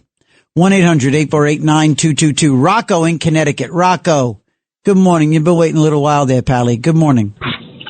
Good morning. Thanks for taking my call. Of course. I, too, want to talk about the insurance companies. Yes, sir. Car insurance companies and the health insurance companies, they are both out of control. Yeah. I think they should not be permitted to make any political contributions. That's a great idea. They should also not be permitted to advertise in the media. And the reason why I say this, if they were not permitted to support politicians, then politicians will not be beholden to them and pass favorable laws that favor insurance companies. And the other thing is, if they were not permitted to advertise, then journalists would actually take a fresh look and do honest stories about the scams that go on with the insurance companies. If you look at any TV channel that's heavily supported by pharmaceutical companies, sure, you'll never see that channel broadcast anything that is negative about pharmaceutical companies.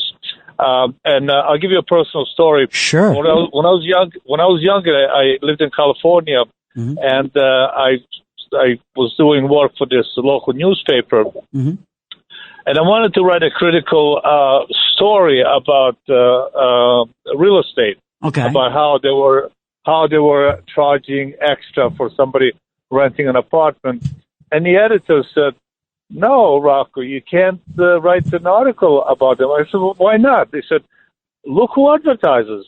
Wow. Without them, we would not have a paper. And he did not let me.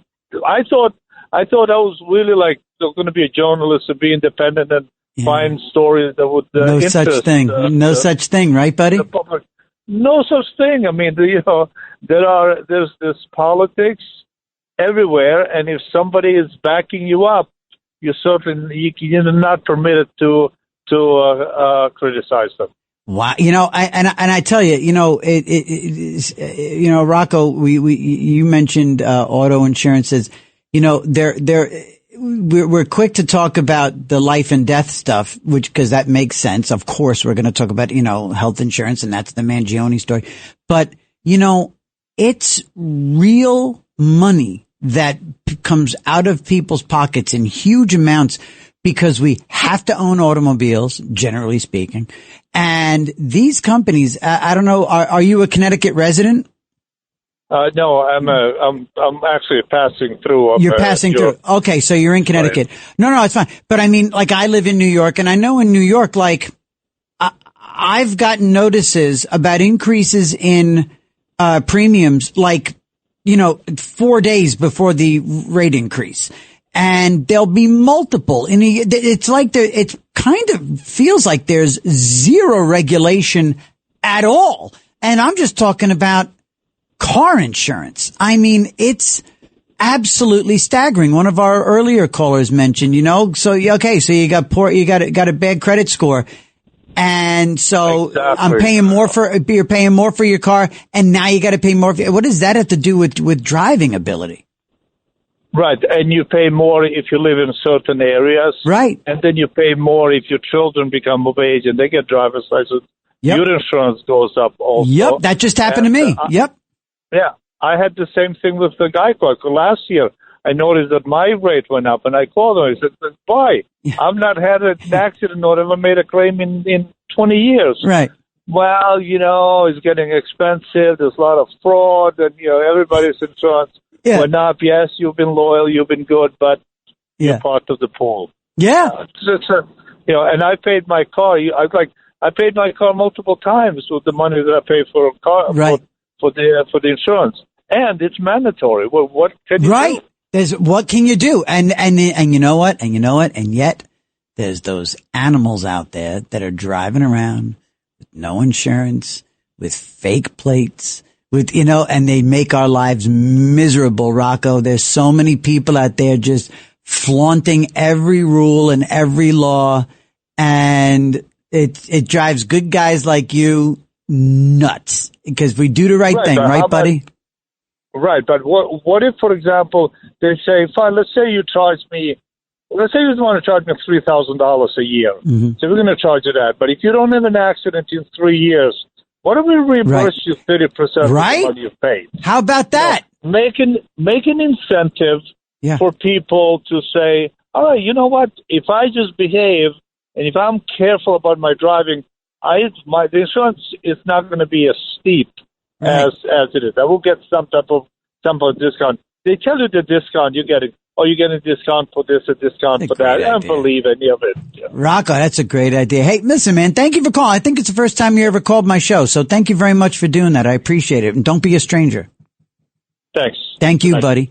All right, going to take a very quick break. When we come back, going to talk to Chris in Indiana. He's first up. And before we go, gang, this holiday season, I want you to join Red Apple Audio Networks, AARP New York City, the Police Athletic League, Gristedes and D'Agostino supermarkets, and Nationwide Imaging Services as we deliver holiday meals to more than 5,000 families across the city. Go to redappleaudionetworks.com/turkey. This holiday season, help the Red Apple Audio Networks feed those in need. Your donation helps put a meal on the table for a family in need. That's redappleaudionetworks.com/turkey. We'll be right back.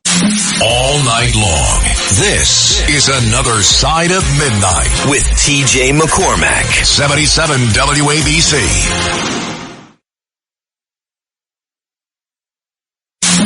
It's Another Side of Midnight. Political humorist TJ McCormack. Now, to the Bernard McGurk studios of 77 WABC.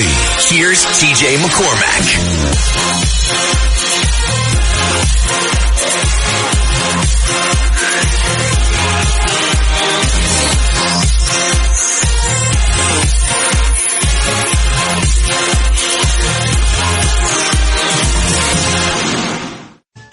I now qualify as a radio personality because I'm dealing with one of these.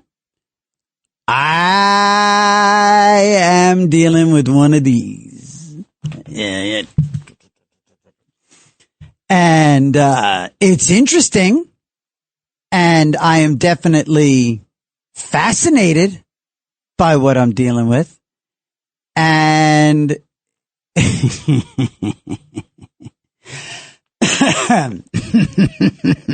one of these days we'll talk about it on the air.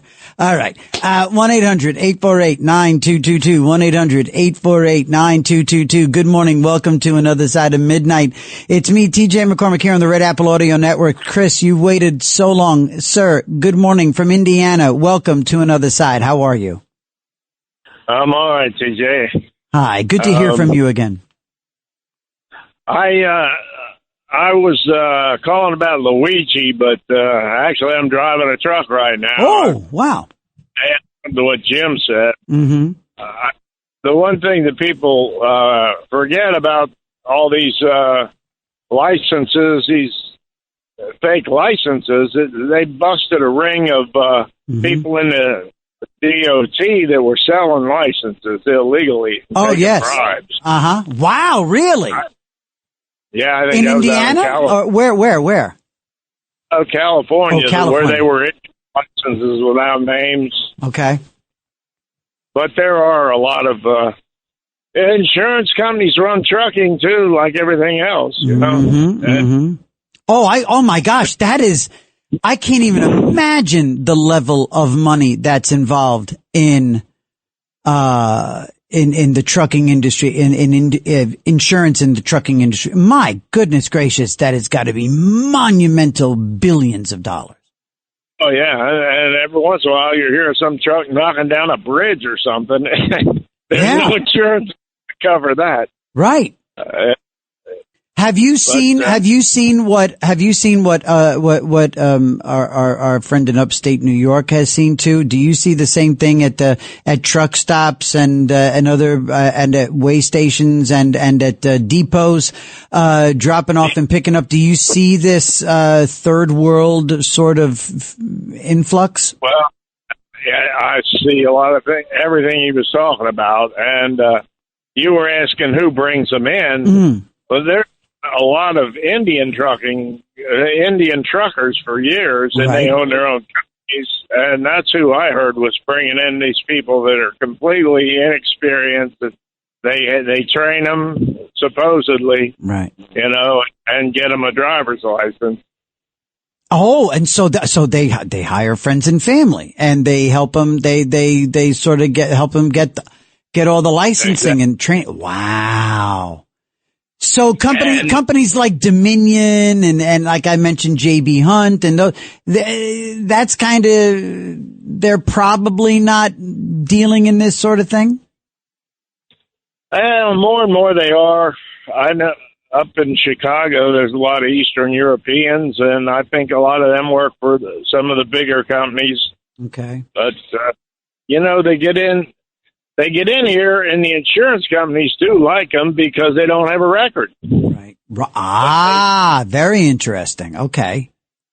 Can fabricate a little bit of experience where they came from. And nobody can. But, yeah, it's pretty bad sometimes. Wow. I mean, and so what, I mean, do you think that, do you think it's going to change? Do you think that knowing the trucking industry as you do, do you believe that they're going to get spooked by this and straighten up and fly right for at least a while until the heat's off? Yeah, they'll crack down on it. It's not new. You remember the governor of Illinois about 15 years ago? They had somebody in Chicago.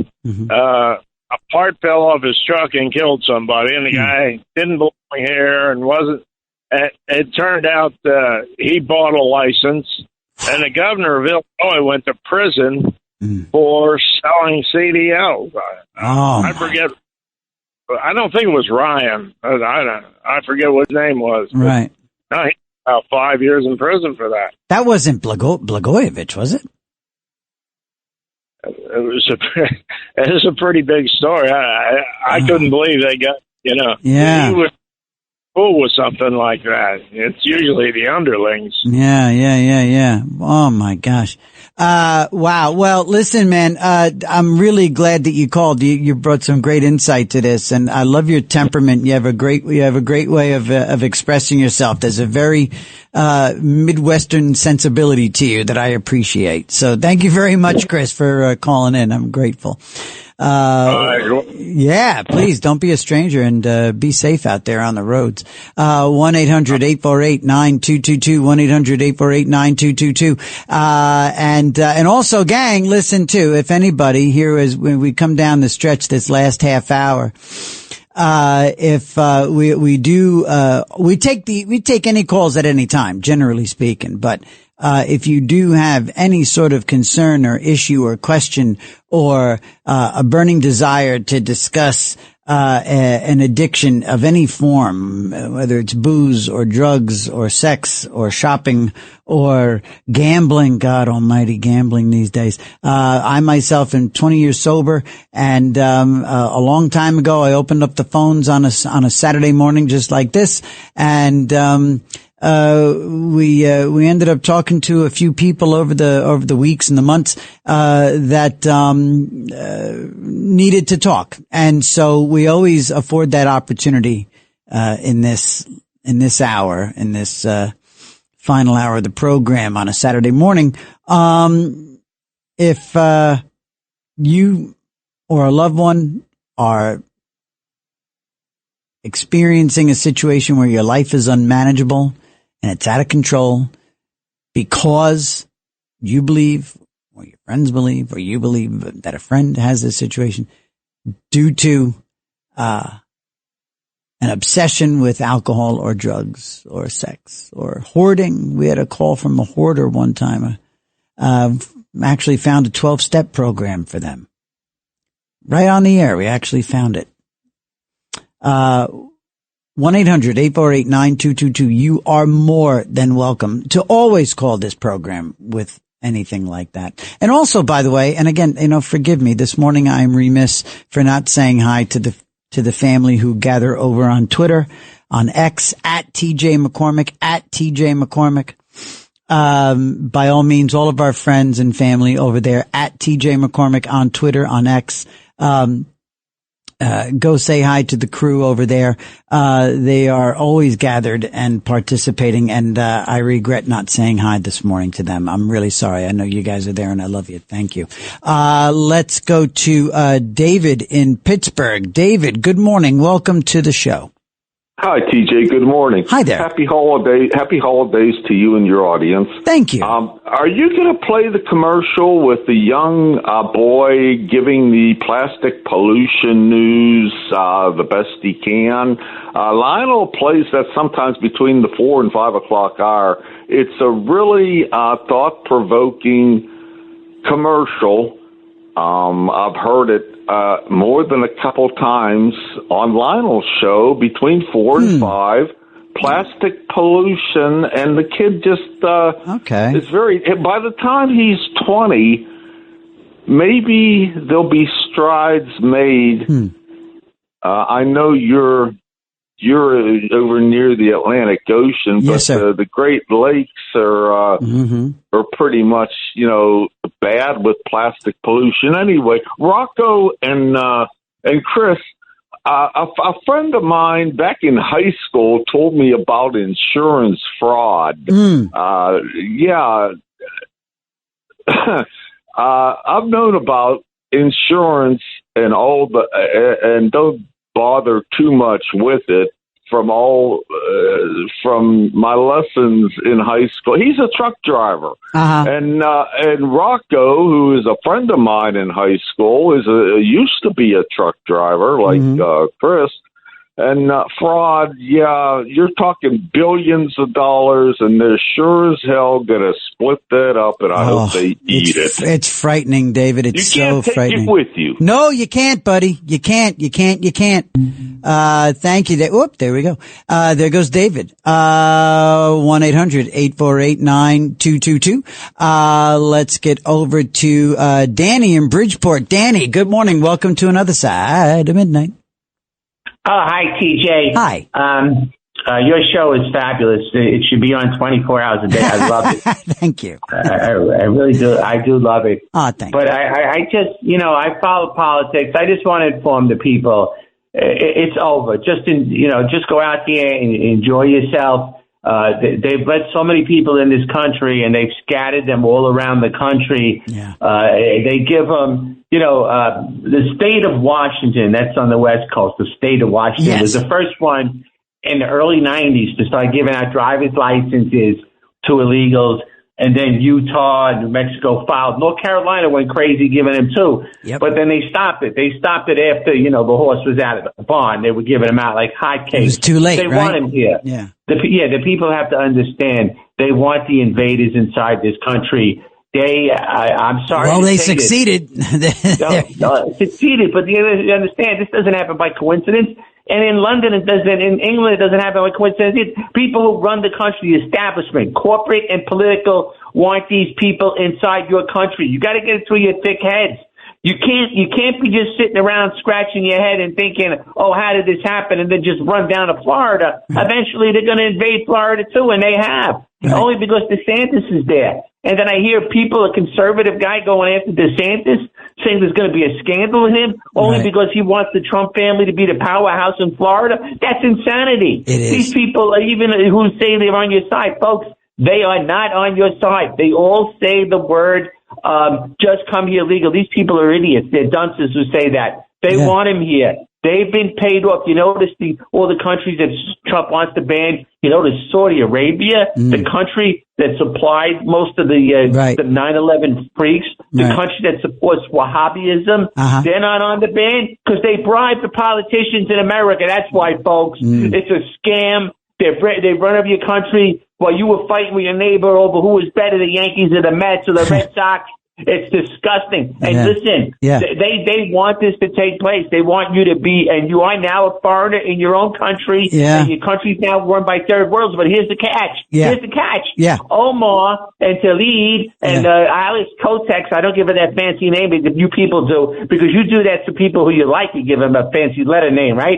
They're going to be in charge of the biggest nuclear arsenal on the planet.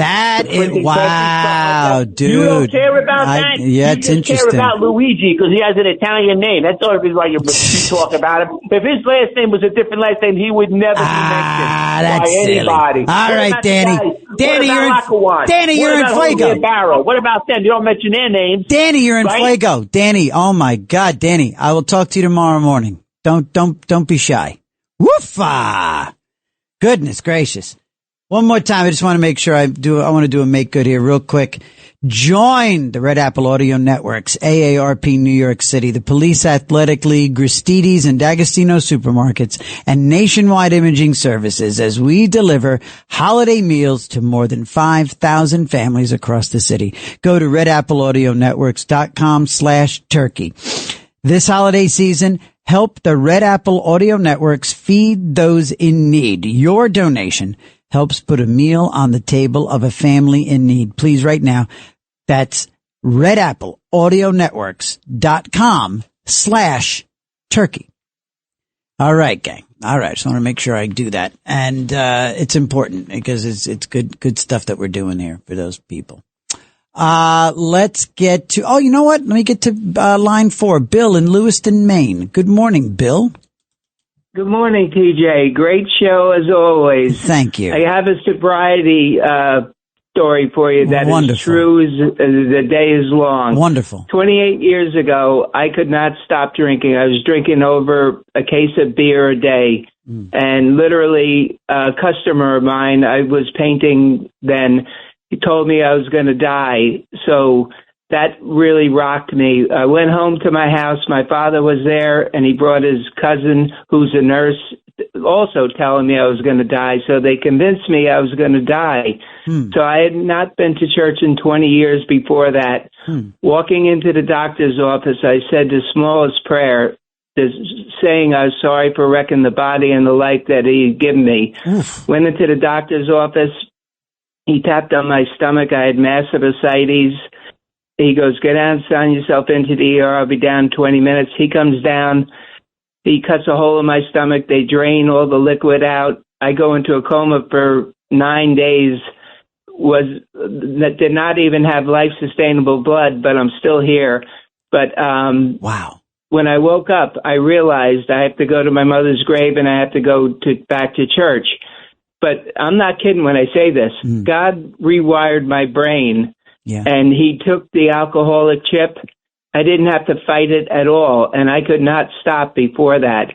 He also took the football chip. I used to be a big Pittsburgh Steeler fan, used to watch all the games, haven't watched the game since. Nothing against anything, but it's truly an amazing story, weird? And I know that you talk about it a lot in the last hour, so I figured I'd give you a call. Bill, it's so, as you know, it's so crucial for somebody out there listening, thinking that there's no way that life can be different. They don't get that when you're in the middle of it, you don't realize that it doesn't have to be that way. And when all of a sudden Bill from Lewiston, Maine calls up and talks about a very short, what sounded like a story that was over the course of like a day and a half, and the throwaway part of your story is the prayer. Because I imagine you tell it that part of the story quickly, because it was a quick little prayer where you apologized. It was tiny. Yeah, tiny. I'm sorry I abused the body. I'm sorry. And you know what, man? The beauty of this moment of you calling at this moment in time on this chilly, cold, pre-Christmas December Saturday morning, where somebody is groggy, somebody out there is just getting home, somebody is fading off to sleep or waking up out of a booze coma, and they're hearing you say that. And dude, I'm telling you right now, that one ask to God, I'm broken, please, or higher power. You know what? Pray to, I don't care what you pray to a rock. There's plenty of time to figure that out. Whatever your higher power, I know a woman who is sober to this day. She's been sober 25, 30 years to this day, and her higher power is a stuffed frog that somebody gave her. It's a toy. But you know what? It doesn't matter. She's sober. She's sober, dude. It works. It works. It works if you work it. It works if you work it. Amen. Bill, you're a friend of Bill, and you are, Bill. Amen. Thank you for that story, buddy. Very good. All the very best, TJ. And to you. Merry Christmas. God bless. Love that, gang. I'm telling you. Everything. I grew up Catholic. I worked for the Cardinal for 6 years here in New York. I'm a Catholic. I'm a run-of-the-mill Catholic with a big mouth. And I had turned away from everything that was good. I turned away from everything that was right. I was selfish and disgusting and fat and mean and ugly and drunk and conniving and dirty. And my wife still loved me. And right towards the end, in 2005, she kicked me out of the house. And that night in a hotel, about 5 minutes from my house, I got on my knees. I can't remember the last time I was on my knees prior to that. On my knees in a hotel room with a full gin and tonic on the desk next to me. And I didn't think about getting on my knees. I just got on my knees. And I put my hands up and I said, I am broken. And I said, I need your help. I gotta stop. I'm sick of lying. I'm sick of crying. I'm sick of being disgusting. I'm sick of and I said a phrase that's very common to a lot of recovering alcoholics. I said, I'm sick and tired of being sick and tired. Jesus, please help me. God, help me. Please help me. And that's the last thing I remember. And I never touched that drink. And that was 20 and a half years ago. 1-800-848-9222. 1-800-848-9222. We got another minute or two here, so let's go to Steve in Manhattan. Steve, good morning. Hello. All right, TJ. Hey, there he is. You are the man, TJ, and just want to give you some good news after what you just told us there, but we're all behind you. Oh, thank you. I mentioned your name this week on the Howie Carr show. Oh. I told him because you remind me of Howie Carr. He's got that great sharp sense of humor and everything. Yeah. Thank you. And he shows all over New England. You should have him on as a guest. I would love that. He has a book called Mass Corruption about all the corruption in Massachusetts, and it's an excellent book. Oh, great. Recently tried to frame a woman, and she was exonerated by the jury. It's disgusting. Okay. But the thing is, in this country, people have to realize they protect certain individuals because they come from certain countries. Yes. Like the guy who shot the 2 guardsmen, killed that beautiful girl last week in D.C. Mm-hmm. His name is Raman Ola Lackawanna, and they don't mention that guy. His name is out of the news cycle now. You also had guys who wouldn't even mention the D.C. bomber's name. Right. And one guy even said it was a white guy. That's how crazy these people are. Mm-hmm. Not even checking. You're a journalist, check. And Mohammed Soilman, who back in June firebombed a bunch of old ladies, murdering one of them, and oh my God, Jose Barra, they don't mention his name. They'll never mention his name. And what about the Asian Indians who smashed and knocked down a bridge in Maryland? Mm-hmm. No, they have illegal driver's licenses. They let them on ships. Right. They knocked down a bridge. And then you also have the guys at the U-turn. They're all over the country. Yep. They really do want them here.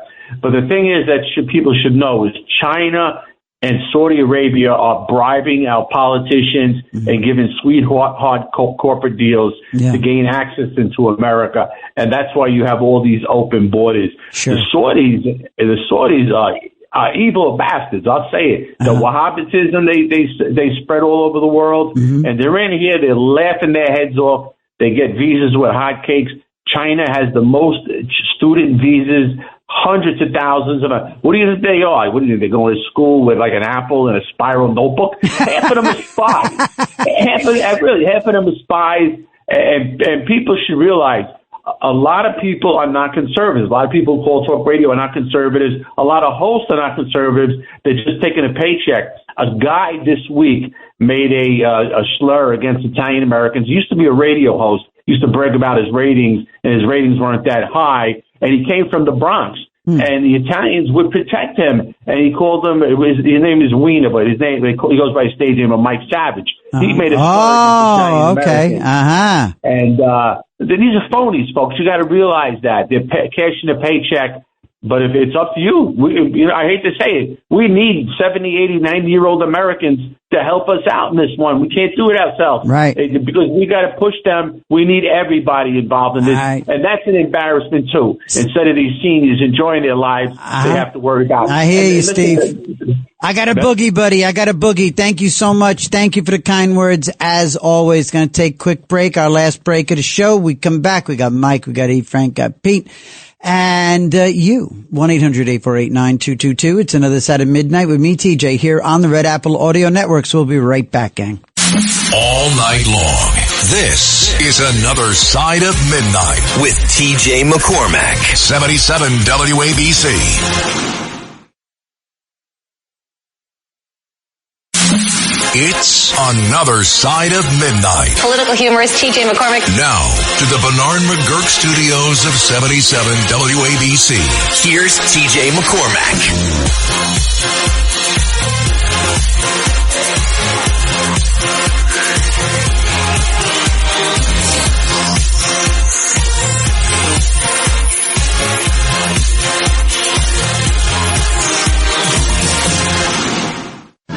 You family, you don't know them. I do. So they're special in my universe because I know them, and I know the mom who died, and I know the dad, and I got to keep my eye on the dad. Dads don't do this good. Fellas fall apart. Fellas are not good at losing the wife. And, and so every once in a while, it's times like this, right? Where the cliches come in and they apply. And it's as simple as you only get one life. You only get one life. Maybe tomorrow morning, we'll talk about some of the, we'll talk about that maybe. We'll dip into that. Can't take it with you stuff. You'll always find the money, spend the money, take the trip, make the phone call. I've still got phone calls I've got to make. I've got some fellas I need to be in touch with. Ugh. But you got to feel it. That's the other reason why you get sober and you stay sober when you're an idiot like me. You get sober and you stay sober so you can feel this awkward stuff. Had to stop myself from cursing right there. Thank you. Yeah, you only get one life, man. And so, you know what? Soak up the Christmas. Soak up all the good Christmas stuff. Soak it up. Stare at the kids. Stare at the babies. Watch them. Oy vey's mir. I can become a mushy sucker. I really can. I bet you Mike is a mushy sucker when he's around his kids, grandkids. What do you have, Mike? You have grandkids yet? No. Yes. Line 2, Mike. Our Mike. The Mike. Mike Huge. You have grandkids or no? Yes, I do, TJ. My oldest, my daughter, will be 36. Oh, geez. She's a middle school teacher out in Suffolk County, tough age. Okay. And she's got 2 boys, my only 2 grandkids. Yeah, one is 4 and the other one just turned 1. So, you hit the nail on the head because I've said it before. Hey, we only go around once in this world, people. Mm-hmm. Only once. Mm-hmm. So make the best out of everything. And when I called you last week, it was funny. Just before I called you, the guy before me says, that Mike, tell him to give, why doesn't he do the news updates? Oh, really? Hey, listen, man, why don't you read the comics on the air? Okay? Let's get real. Okay, let's get real. If you have something good to say on the radio, then express yourself. And you want to be a stunad? Well, go be a stunad somewhere else. You guys are great. You guys are great. Hey, TJ. Yes. I'll leave you with this. Yes. I'm going out with this nice Southern girl for a couple of months. Nice. Okay. Uh-huh. Her brother is in real bad shape, so I'm trying to work on him about alcohol and everything else. You have to want it badly enough, people. Yes. If you don't want it, you could go through the motions all you want. Yeah. But you have to want it badly enough. Yep. You got to be desperate. Got to be desperate to be well. That's it. And I've said it before. I'll say it again. You've helped so many people since I've been listening to you on WABC. Thank you. And you know what? Yeah, because you have to be as good as you can for yourself. Yeah. Because if you're not going to say that to yourself, then you're just going around in circles, man. Indeed. You're going around in circles. All right, dude. Thank you, Mike. Thank you, buddy. And I'm sure I'll talk to you tomorrow morning. Let's get to Mike in St. James. Line 4. Mike, bring us home, Mike. I want to make sure we said hi to you. Thank you, TJ. The National Guard's people that are sent to these crime-ridden cities, yeah, they're put out on the street. Yeah. Are they armed for their own protection? I don't think the National Guard. I think there are some rules that find them not armed. I thought they were unarmed in Washington, for example. Yes, I think so. Yeah. And what are their instructions? To stand by and watch a mugging and then call 911?